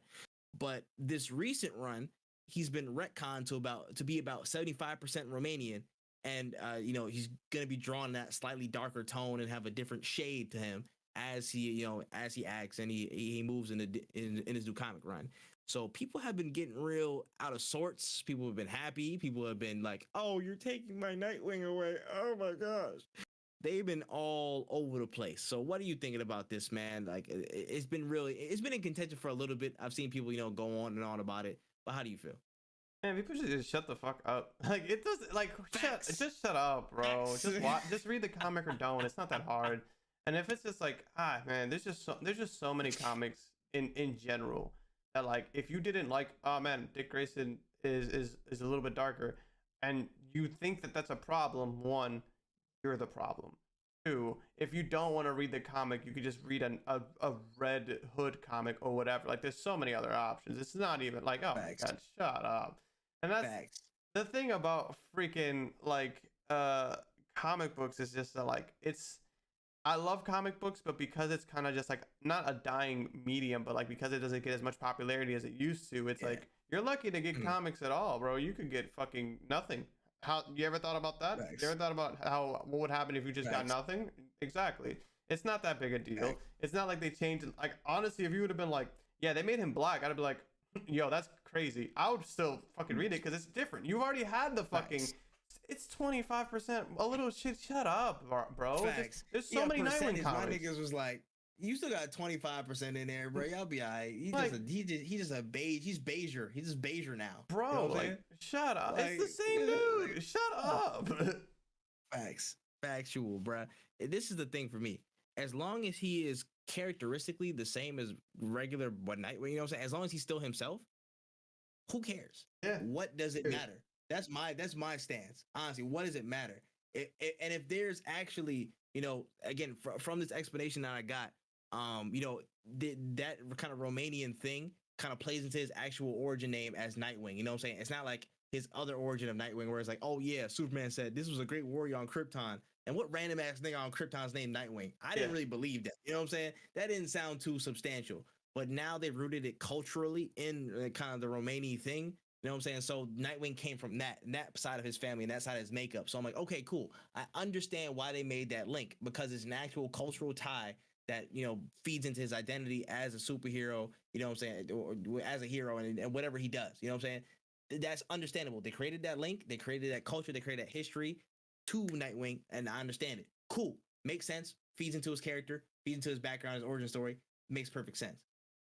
The fact that niggas are getting mad at that after they perfectly explained everything, I'm like, yo, y'all just want white people and everything. I'm like, bro, right? Like, understand there's different shades. You know what I'm saying? Like, yeah, there's other stuff out there. And y'all saying this shit during Black History Month, bro. Shut up, bro. It ain't even got nothing to do with us, bro. It ain't got nothing to do with us, bro. It's like you talking about Romanians, bro. Like, yo, just smack the shit out you just for them, bro. But I'm just like, yo, dog, shut the fuck up. As long as he's, you know what I'm saying, doing acrobatic shit, going all over the place, and you know what I'm saying, people always looking at his, you know what I'm saying, the dump truck he got and shit. That's all people care about, bro. That's at the end of the day, that's all people should care about. Yeah. His character, the yeeks, and the action. That's all y'all need. That's all y'all need. And get out of here. And that's literally it, bro. If y'all complaining about this man's skin tone, shut the fuck up. Shut up, bro. It's not that deep. There's much worse things, man. Companies are dropping NFTs, bro. I need to go argue against them niggas, bro. There's so much more important things in the world. Literally, man. But yeah, that's my blurb on that. We can get into the last topic of the day. Holy hell! Oh yeah. I saved the fun one for last. This is how I want to talk shit. Oh yeah. So season 12 of Apex Legends is upon us. Defiance drops February 8th, and we have got a smorgasbord of updates, changes, and actual announcements having to do with everything Defiance. So let's get into it, man. First and foremost, the map changes. We're going to talk about Sabotage Olympus, how everything has shifted a little bit. Of course, how Mad Maggie's kind of put everything on top of his damn head. This whole place looks slightly different.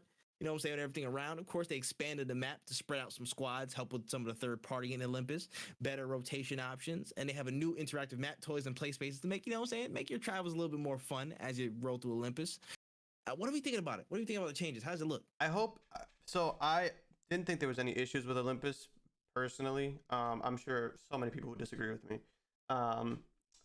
And I hope that this will ease some of their problems of like, oh, I keep getting third partied, oh, the map is so small or whatever. So hopefully they mentioned it, like they spread out some stuff to make it less third partyable. And I think that hopefully this gives the people less likely to get third partied, but I also hope it still keeps the fact that Olympus, being the smaller map, is the more action packed map. I just always had more fun with it because there's just more action. Better rotation options is cool because there are a lot of choke points in Olympus, and sometimes the only rotation option you have is kind of setting you up for failure, because like you'll get led into a spot where you're going to get destroyed. If they know you're coming from that area, you're not going to get out of there, especially in ranked. Facts. That's a big problem. New interactive map stuff is always fun for people who want to do stuff. From what I think I read was like something along the lines of like loot things that'll get you loot, but also will like draw attention. So it's one of the same thing of like the Prowler kind of like vibe. Not that it will be Prowlers. I hope to God it's not, but it's just like that.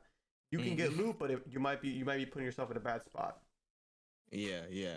There's also some mention of this thing called a phase driver. It's like you can summon some loot or something like that. Like, I didn't even want to put that in there. World know that they're there. I mean, just interesting little point there. No, I was it like, is. yo, okay, it's like nice. A lot of different POIs, man. A lot of different interesting POIs. Yeah. Like you see, it's probably shifted grounds. Like things are starting to move. Like a lot of different tweaks and stuff that they made. I guess it just makes the map look a little bit more, I guess, filled, because there was like a good amount of empty spaces and things like that. Like felt like, like, yo, you gonna get dropped right there, bro. Like on me. But I like the look of it. I like the changes, man. The Olympus actually looks like pretty decent, and I hope that actual the changes that they made to circumvent third parties are effective. I really hope that it goes through. Yeah, for sure, for sure. Oh yeah. Also, side note, World Edge is not gonna be in season 12 at all. I That's crazy, bro. I That's really tough. I That really hurts like me. that map compared to like That hurts Kings me. Canyon, but like I like I KC want too, but I I like want World's Edge. yeah, like I want Olympus over everything, so I'll take I'll lose Mm-hmm. World's Edge for Olympus any day of Okay, the week. that's fair. That's fair. That's fair. I mean, I really don't have a problem with any of the maps for real. For real. Like I'm a shooter, so I'll play on whatever, nigga. I'll do whatever, nigga. I'm built like that. But now I'm playing. But yeah. Honestly, I'm the whole season though. That's a little bit excessive to me. I'm like, dang. At least like a split or something like that. Bring it back after a split. That would be nice. But We'll see. a We'll see. little We bit never know. extra. Yeah, well, yeah, they might make a tweak, man. But let's get into the real right here, man. Some of the character changes and introductions. Let's start off first and foremost with the main woman herself. Mad Maggie all in the Oh, cut. She is introduced with a whole new kit. So I'll start from the bottom to the top, man. So her passive actually has a couple of different tweaks in there as we go along. So her passive actually with whoever she hits, whoever she hits with some shots off, she can actually see them for a limited amount of time wherever they go. You know what I'm saying? They're completely marked on the map. She can actually follow them down, hunt them for the rest of the kill. And she now runs faster with shotguns in her possession. So if she's holding a shotgun, she gonna hawk you down with that joint. So that's a pretty crazy passive, honestly. Her tactical is a riot drill. Basically, it pierces the whole surfaces and whatever, and can burn through the next adjacent, I guess, wall after the open space that's past whatever you touch.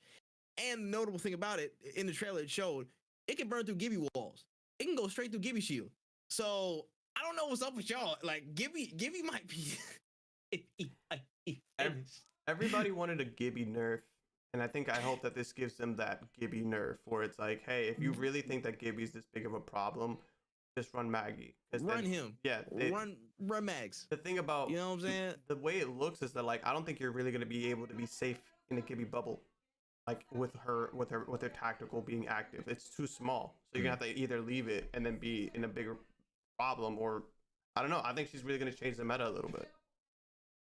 Facts. I completely agree, man. It's like, yo, that first and foremost, that should just look cool as hell, bro. You just attach it right onto the Gibby bubbles and pow, burn. Everybody going to hell. Everybody going down. That's fantastic. I love it because I hate seeing so many Gibby shields go up. I need to see destruction. I need to see flames and fire and brimstone on all these nigga shields every time. Every time. So I might want to go in and try this one, man. So that's gonna be good. And moving forward, just to the ultimate, man, the wrecking ball.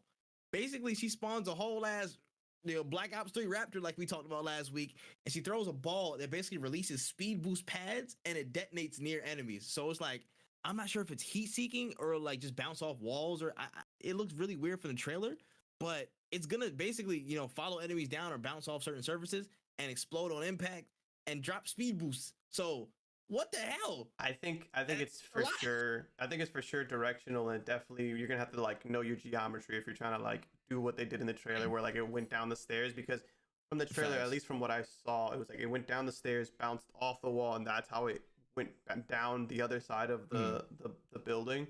I think if it was heat seeking, it would just be a little too overpowered, because it would require less skill, making it like more of a cop out.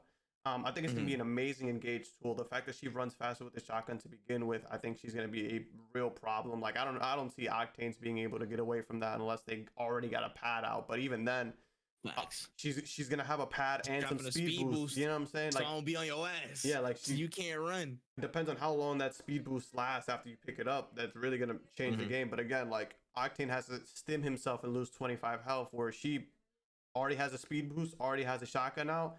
And that's another thing too, is that because she runs fast with the shotgun out, it is a game changer when you're running away and she's behind you and her gun is already out and she's in front of you with a PK. Come on, son, that's gonna change. That's gonna be hard. It's gonna be rough.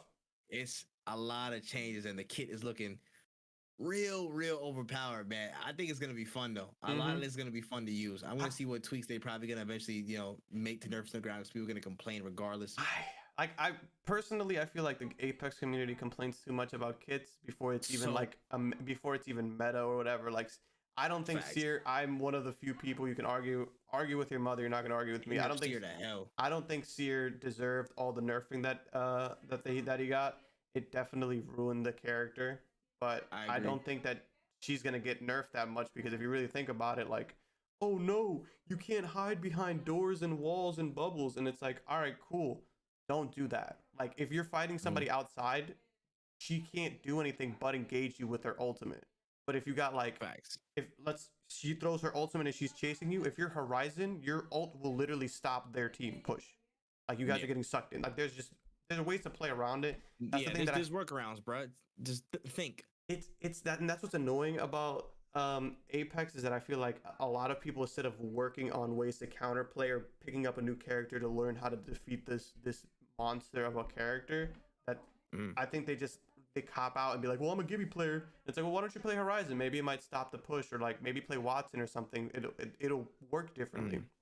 And it's like, nah, I'm just gonna complain and ask her to get nerfed so that I could keep playing my main. It's like, nah, man. And that's, I guess I see things differently because I was an Overwatch player, so like maybe I Mm. just see things differently. Facts. I feel you. No, but I agree on the point that niggas complain way too much on Apex. Just because I'm like, yo, there's some things I understand. It's like, yo, it's kind of wild and that does need to be fixed. But like, y'all complain about damn near everything. A new character Mm-hmm. come out, everybody dropping complaints. You know what I'm saying? The game ain't even come out. You ain't even get no footage. You ain't even get no hands-on gameplay yet to see how she actually plays in your eyes, bro. Yeah. You just thought off the rip. You just assumed. I'm like, you don't know yet. You don't know yet. So Yeah. stop ragging on it. Don't ask for no damn nerf when she's not even out yet. Relax and let it drop. Mm-hmm. But yeah, that's not even all we got though. Cause finally. Oh, I've been waiting on this one. So caustic nerf, baby. The smoke canister can officially be broken even when it's live. Oh my gosh. We've made it. Yeah. We've made it to the mountaintop. Finally. We've so many years I've waited. All you caustic mains, suck it. Suck it. Honestly. You annoying little bastards. Now it's time to shoot. It's time to use your gun. You know what I'm saying? Yeah, it's time to actually move around. You know what I'm saying? I hope the wide hips can help you. Oh gosh. Oh, it's gonna be fantastic. Mwah. And Love it. again, for all the caustic mates who are gonna say like that's not fair, he's still a very big fucking lockdown defender. Because at the end of the day, you put that canister in front of a door, you still cannot get inside you still can't get inside the house. And also, when they Facts. open the door, the canister will go off, and you can't shoot the canister because it's behind the door. Like he's still a great lockdown character, but I think that they're trying to move away from people camping and locking stuff down by having Facts. Maggie being able to push you through a wall or being able to Yeah. destroy the canisters, because it sucks when you have superior everything but you can't get in because caustic will literally do half of Facts. your health by the time you and your team move inside the house with the gas going off. It just doesn't make sense. Hard agree. It's like all this campus shit is being kind of like unfoiled. You know what I'm saying? They're gonna have a foil for this with the Mad Maggie. It's like, yo, ready to like root people out and flag people down. That's like her whole play style. And I'm liking it. I'm liking the look of it so far, honestly. But that is also not all, because Crypto got a buff. So Crypto can now send out his drone without controlling it. I'm assuming within a certain range, and get it cracking without actual controlling. It's going to be automatic. So what do you think about that one? I saw a little bit of gameplay. It's not necessarily, I can't necessarily say that it's like what's going to be live in the servers, but I think it's going to be interesting because for crypto mains, it's always been like, do I push with my team or do I engage and then we all push at the same time? It really sucks because by the time you ult, you're not there yet, or you're waiting for your team. Let's say you ult and your team is now going to push after you ulted. They might have already shielded up by the time the effect is done. Or even, for example, like this Gibby meta is going to be really rough because Crypto's drone can destroy Gibby's shield when he ults. So like you put a dome shield down, you send out your drone, and then you hit Z or whatever the button you have mapped to your ultimate. It's gone now, and now you're in the fight with your team, which is great. From what I saw, the drone doesn't fly as fast as you would think. It doesn't fly like the full speed of like somebody controlling it, but it's significant enough to be able to like go forward and be like, I'm gonna pop this thing, and I'm gonna throw it out, and I'm gonna be able to pop it, as opposed to being like, let me get behind this rock, open up the thing, jump behind like the laptop type of lettering, get all the way up there. Yeah, facts. I'm excited because I enjoy Crypto as a character, but I can't really see playing him because yeah, not useful. No, you know what I'm saying, not too useful. I can just play Bloodhound and get the scans off, get the ult off, get more scans off. Like there's just Only thing I'm missing out is EMP, but again, an EMP that I can't really capitalize because I'm not even there. Facts. Facts. That's true. So I'm glad crypto's getting some love, man. Shout out to the crypto mains. Y'all getting a little bit of love on there. And there might be some more tweaks that we know when we get the official patch notes the day before, but that's all the news we got on character-wise. Weapon changes. We got a few of them, actually, so let's run through them all one time. So first and foremost, the longbow and the flatline will now be off of floor loot and will be exclusive to the replicator to produce more consistency for those weapons in loadouts and accessibility. Hammer point rounds are back for the Mozambique P2020 and the RE45. There is a new hop-up called the Kinetic Feeder, which is being introduced, which reloads rounds and reduces charge time for the PK and the triple take while sliding. And we have trading a soul for a soul, unfortunately, as the alternator returns to the floor loot. Let's go. But the vault is restricted to care packages only. Your thoughts on all these weapon changes? I like the longbow flat thing just because it gives me more reason to use crafting replicators and whatnot, and also like I feel like right now the flatline is like everybody's like pocket gun. At least from my understanding, it's the gun that like most people say, hey, like I'm gonna run wingman, but like if I really wanted to like really win this game, I'm either gonna pick up an R301 or a flatline. Yeah, like so I feel like it being in a replicator puts it in a better spot than it being on the floor, because there's times where I don't really be finding flatlines like that, or like should I run this flatline? I might not see another one for a while. So I like it. Let's see, the hammer points, great. I don't even know why they really took it out. I enjoy it because it kind of gives life to like these guns that don't get that much love to begin with. Secondaries, man. Yeah, like you don't see many people running P2020s and Mozams, but like now, I could see myself running a Mozam, because I still run Mozams till this day because it's pretty consistent in terms of the shotguns that I can run, especially with Maggie now. I don't know, it might be a force to be reckoned with. Facts. New hop up with the kinetic sliding, great. People who are very mobile, I feel like it'll be very rewarding for them because of people. I'll see people like Cozy Chris doing all this sliding crazy stuff with like with their PK, and it's like it would be cool for them to have some reason to like be as mobile in a sense. But again, I feel like this loadout and all this stuff outside of the vault alternator thing, to me they're kind of the same gun. To me personally, I don't hit anything with the vault, so like the alternator coming back is great. Like that's tough. I love the alternator. I'm not good with the vault, so I'm excited for the switch. But I think both of those guns are really solid. They're kind of replacing Ying Free. It's to me they're the same gun. They're both really good. I don't know what it is about the vault. I'm always fumbling. But Facts. I think this is a very strong. They're really trying to push Maggie on people, because this is a very strong Maggie loadout. Because this is shotgun buffs. Shotgun things are coming back out, like mobility, speed buffs, like enforcing the actual like rush out like play style, get in people's faces, man, like straight on, man, like again get at them, like it's that type of encouragement, bro. So I'm like, it's interesting. I like it. All the changes I'm pretty much for. The alternator one hurts because they're literally two of my favorite 3 weapons in this entire game. Damn. Literally, like alternator, actually, alternator is probably like 2 of my 4. I'll say. There's one more that's in my top 5, but I'll count it in the top 4. Alternator is probably like 3, and Volt is like 2.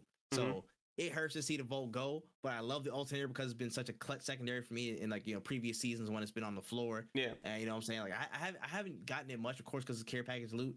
So I haven't seen it as much. I'm glad to have it back, but at the cost of the Volt, that kind of sucks, because the Volt was like the Volt hits every time. It just hits every single time. And it's like a fail safe, bro.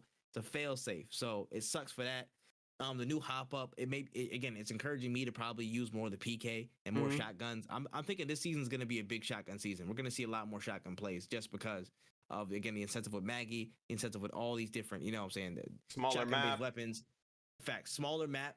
You know what I'm saying? We're going to see a lot of different changes, man. I think these are pretty good. These are pretty good. I don't even care for longbow. The flatty, flatty is like, again, the trusty, reliable for everybody. So I'm like, yeah, I understand why it's going to be more consistent. People want it to be in a more consistent spot. That's cool. That's fine. And otherwise, man, I'm curious to see what other changes that they might bring with the patch notes. But yeah, so far so good. I'm okay with that, except for the, you know what I'm saying, the Volt. I'm gonna literally do like a Steve Smith song from American Dad, just to like, let it go, serenade it away. You know what I'm saying? Right. Daddy's gone and we're not going home. I'm about to all in the sand with it and shit, just arm out. We'll see. I don't know. I gotta do that shit later. I'm recording. Anyways, let's talk about the last part of this whole piece of the puzzle. It's the modes. and specifically the new mode. More about control. So basically, we got a couple more details about the 9v9 domination style mode where you get to select your own loadouts of guns that you want to choose. And with that, you have unlimited spawns. So, of course, tackle all 3 objectives and trying to defeat your opponents by scoring more points to them based on these objectives. And, of course, getting that gunplay in and getting them out of here as you go along. Now, instead of a kill leader on the leaderboard during these games, you're going to have a ratings leader based on total contribution, captures, kills, death, and assists. And a lot of different other parameters, much like score streaks from the Black Ops series. And higher ratings and score get you closer to higher rated weaponry like blues, purples, and golds, and your ultimate abilities as well. Now, ratings are akin to killstreak unlocks, so they reset upon death. And you can only queue as a 3-stack. There might be some workaround, but unfortunately, I doubt that there will be. And going into this mode again, still 9v9. It's looking like a lot of fun as an LTM, and I'm hoping they change it. Depending on the response. How you feeling about control? I think it would be way better if you could queue in with more than 3 people, because I feel like the biggest problem with Apex is that you can only play it with up to 3 people, and that's kind of ass because you can't even do like arenas with your friends, because that would be fun, but they don't let you do that because you can't make custom games, you can't do customs. Yeah, you can't do customs anything. So like adding a Call of Duty-esque mode or a multiplayer-esque mode and not letting you queue with more than 3 people. For all that, why don't we just go into arenas? I'm still gonna play it a lot, but I really hope that they change that, because I feel like the only reason that it's not more than 3 queues is because they haven't made a way of doing it yet. Facts. I agree. And it sucks, bro. Just give me 6v6, man. Mm-hmm. Also, I forgot to mention that you can, again, you can't pick the same teammate in a 3-stack, but your teammates can pick the same legend as you in another stack. So you can run with 3 Pathfinders, 3 Octanes, you know what I'm saying, Yeah. 3 Bloodhounds in a match and shit like that, and y'all be fine. There can be some overlap. But, damn, man, this game was so fun, but, like, bro, I want to play with more. I want to have a squad full of 9 people in the Discord, and where it's in the lobby, queued up, ready to roll, son. Like, I want that. I want that, and I want custom matches, bro. That's all I want, really. Yeah. But I think there are ways away with that. I think it's gonna be like season 14, where we even get a sniff of any custom mode availability or custom match availability for any of us. Yeah. And that sucks. But aside from that, backtracking just to the mode itself, looks like it's gonna be a lot of fun. I'll be playing a whole hell of a lot of it because Apex in a team-based setting, yes, way better. Yes. Yeah. Like dead ass, bro. Like, I'm not trying to run into no 9 constants of control, bro. They're not gonna allow that. They're not gonna allow that shit. We're not doing that. We're not doing that. But I think controls is flat out is gonna be a fun mode, and I really hope they make it some type of permanent fixture or constantly occurring LTM. Like, please, make it as frequent as possible. Because we don't even need this game as possible. We don't even need this to be like ranked or anything. We don't. It just could just be an LTM that we have consistently. It doesn't have to be all that. Give me that, and then after that, give me TDM. Literally, you just have to go from there to 6v6 TDM. Or that's all I want. Even if you take this LTM and switch it with TDM like every so often, just give us something that we can play unlimited depths. Because some people are just trying to get better at the game without having to restart this shit every time. Facts, man. But I think y'all have a goodie on your hands. You know what I'm saying? Respawn, y'all have a good little LTM to go, and I hope it becomes permanent. But y'all will see it in time, baby. Y'all will see it in time. All right, man. Yeah, that's all we got in the Apex news, and that's all I got on the notes for the show, man. That's pretty much all I got, man. Any extra notes of news we might have missed? Any little tidbits that we might not have grabbed? What's on your mind? No, that's really it. The only thing that I could say is I would really hope that Respawn changes Maggie's finisher that we see in the trailer, because there's been a lot of racially insensitive people who are saying that they want to use her whipping somebody and using it on there's been a lot of backlash, and a lot of people are asking for it to be removed, and I think that it's pretty valid. Like, it's just a finisher. Just change it to something else. We might have to get that out of there. You know what I'm saying? Because like I would have loved to play Maggie, but I'd be damned if like motherfuckers is really gonna be like, hey, are you racist? Like, nah, I'm not racist, bro. She just has a cool kit. But like things like that, like it's not. It's just things that I think that we could easily just not have her whip people. Yeah, it would just make, especially with a very diverse cast like Apex, you know. Facts. Like, let's not do that. Let's make sure we get ahead of the curve on this. Facts. Of all damn months to let this slide through the cracks. It's not the one that. Come on, Respawn. Tighten up. tighten up, bro. Listen. Y'all don't think I got Dr. Umar, bro? I got the gift, bro. Listen. I'm gonna call this nigga right now. Hello, Dr. Umar Johnson. He gonna call right. He'll be right there. Anyways, I had actually a couple of leaving notes. You had anything else? No. Go for it. Oh, word. So, one. So basically, there's like a short film based on Sifu that they dropped ahead of the whole development cycle, ahead of the release. Go watch that because that's pretty flame. I'm not gonna lie. This whole rollout for Sifu gonna be crazy. I forgot it comes out Sunday if you got the early release version, and I'm buying that, so I'm gonna be playing that on Sunday. Woo! Crack, it's time. I've been waiting on this. That straight booger sugar. I've been waiting on it.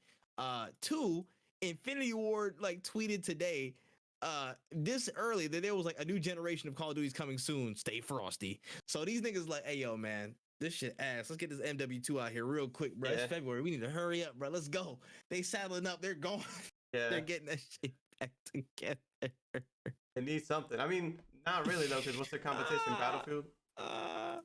Yo, they ain't got no damn competition Battlefield. I'm just hilarious that like again, Battlefield 2042 is way down in the dumps. Vanguard's like there. Yeah. So they like, yo, it's February. We don't usually like announce a Call of Duty till like May, June.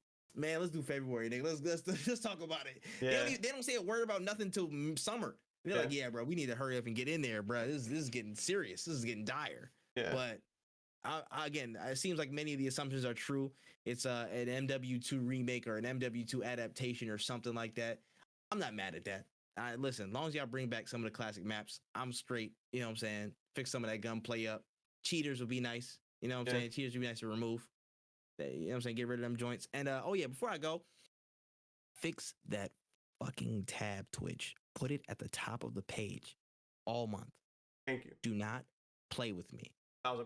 Like, actually, why the hell is it Black History Month when y'all don't? Let's get that straight ahead. Y'all didn't even start to think about any of these logistics until like 2 weeks ago. Yeah. I just want to get that forward, probably. And the fact that you have so many great creators in a random ass tab where half of the Twitch probably can't even see it because they're not scrolling down past two other freaking tabs. Put them at the top and put them at the front page. I don't want to see no non-validated folks at the top of my page for this entire month. Honestly, stop that. Cut that out. Fix that. Boom bow. That's how you fix that, bro. Don't make me call you AMA. Don't make me do it. Like, stop playing with me, bro. Fix that. Anyways, any parting notes as we get out of here, my good man? No, just drink your water and be ready for Apex. Facts. Listen, send a prayer up for Battlefield 2042. They down in the dumps. Hey, keep an eye out for Ali World, bro. I'm about to play that. That joint look fire. Ali World look fire. I'm trying to play that. It does. On me. And I'm pretty sure they have Danny Trejo in it, which is like, they do. Amazing. Yeah, that's amazing. But yeah, Ali World, Sifu, a bunch of stuff coming out. Make sure y'all follow everybody, you know what I'm saying, involved with this joint. You know what I'm saying? Listen, better follow Wotaku channel. Better follow Went Easy on all social platforms. Follow that man Tripp on all platforms. Follow No Cooldown Pod on Twitter. You know what it is with us, man. Content is coming left, right, center. Black History Month got a couple special projects coming out. Got a lot of events that's going to be happening between, you know, all of us that are involved in the stuff, man. Listen, tap in. It's really going to go up. Thank everybody. You know what I'm saying? Thank all you guys, everybody for watching, for listening from wherever you're at, whatever platform. Thank you so much. You know what I'm saying? If you could rate this, you know what I'm saying, any type of stars on Spotify. I don't know if it's rolled out yet to all yo, but you know what I'm saying, rate it 5 stars. Give it high rating, share it with your friends, let them know that we out here. And yeah, man, drink y'all waters, do y'all thing out here, and we will see you in the next one. No Cooldown gone. That was so in sync. That was fire. Awesome. That peace sign was so in sync. No, for sure. I gotta go pee though. I was holding it for the whole time. Hey, yo, you held in, bro. You held in. This man really. Hey, he held it down. I'm not gonna lie. He held it down, boy. He held it down. Let me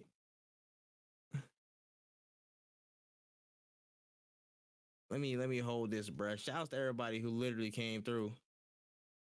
Franchise, broadly appealing franchise, and a broadly appealing franchise. We literally just got information on this. the team is working on Nuketown. You said Ice? Yeah, Nuketown. I can see Nuketown, but I mean it's Infinity War, so it's gonna be the classic MW2 match. It better be, bro. It better be MW2 joints, honestly. So yeah, we've seen here from this tweet. Activision confirms Infinity War is developing Call of Duty 2022. The team is working on the most ambitious plan in franchise history with industry-leading innovation and broadly appealing franchise settings. So I'm assuming it's going to be MW2. Everybody wants, you know what I'm saying, the team of MW2. Everybody wants Terminal back. Everybody wants, you know what I'm saying, Karachi, Favela, you know what I'm saying, Underpass. Underpass is still an underrated map. I like Underpass, but those types of maps back, bro. High Rise, those kinds of joints back. They want that. They want that feel. And I think we're gonna get it. It's honestly been rumored for so long. It's gonna be ridiculous. So I really think it is. We gonna get some solid. I think we'll get some better Call of Duty stuff. Honestly, Infinity War gotta come. You know what I'm saying? Invigorate some life with the old shit. But I'm not mad because MW2 is one of my favorites. So it's what it is. But we'll see what happens. I mean, like, Battlefield isn't doing anything, so like I'm chilling. Like I'm just kind of just like whatever, bro. Whoever wants to make a good shooters game. Like that. Yeah. Facts. I'm not even on shooters, bro. Like everything else is coming out. I don't give a damn, bro. I'm about to get these niggas out of here with these hands in about 3 days, man. Yeah. I don't care.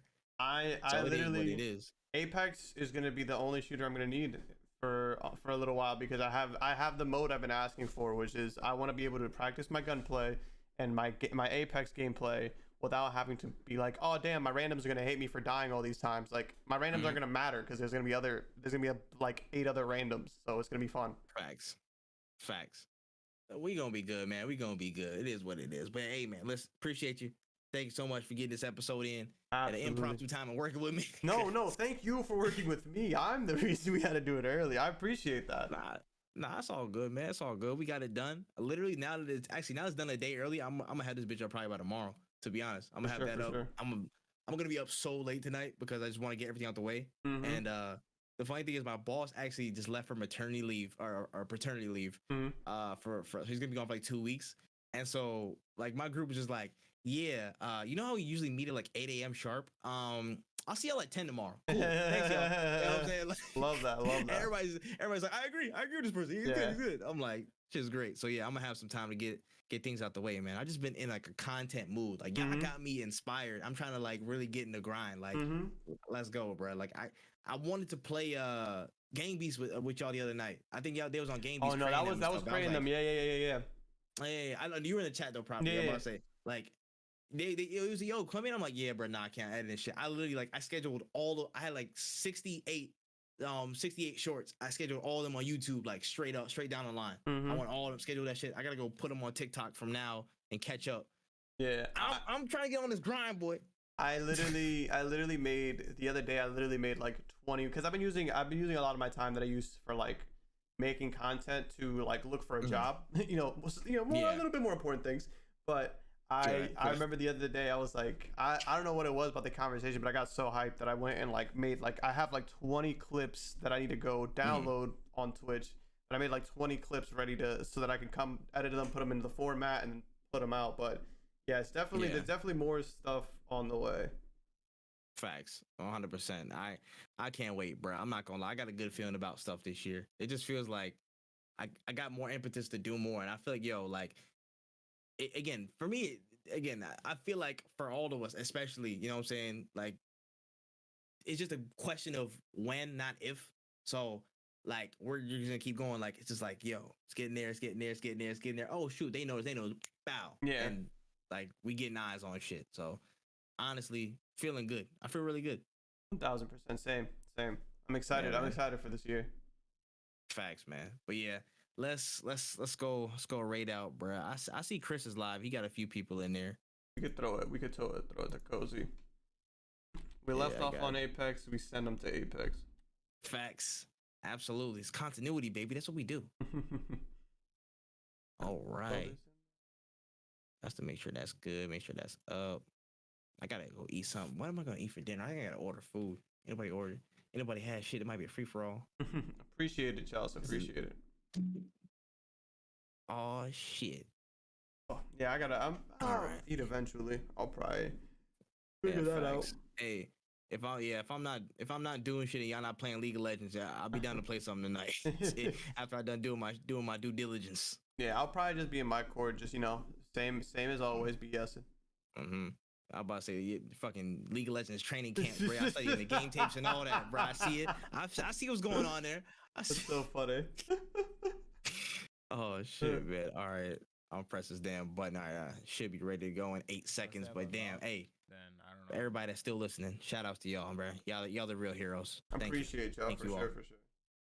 You make a melanated man heart swell. Thank you. It's real. All right, I'm ready to go. You ready to go? Yep. All right. We ready to go? We out this bitch. I'm about to press the button. Hey, see y'all later. I won't be live tomorrow because we're not doing the pod, so I'll just do something. But yeah, I will be tomorrow morning. We're gonna be playing a game that I got a key for. Yeah. Oh yeah, yes sir. Oh yeah, I forgot. Yeah. Yeah. Anyway, it's gonna be interesting. It's gonna be a really funny stream.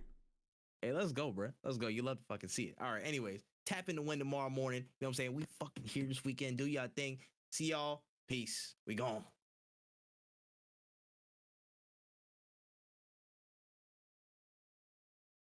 Did not go through. Oh. No, yes, I did. Never mind. Yeah, it did. I see it. I was gonna say like no. I see it, my friend. For the double motherfucking raid. Welcome in. Oh, Double shit.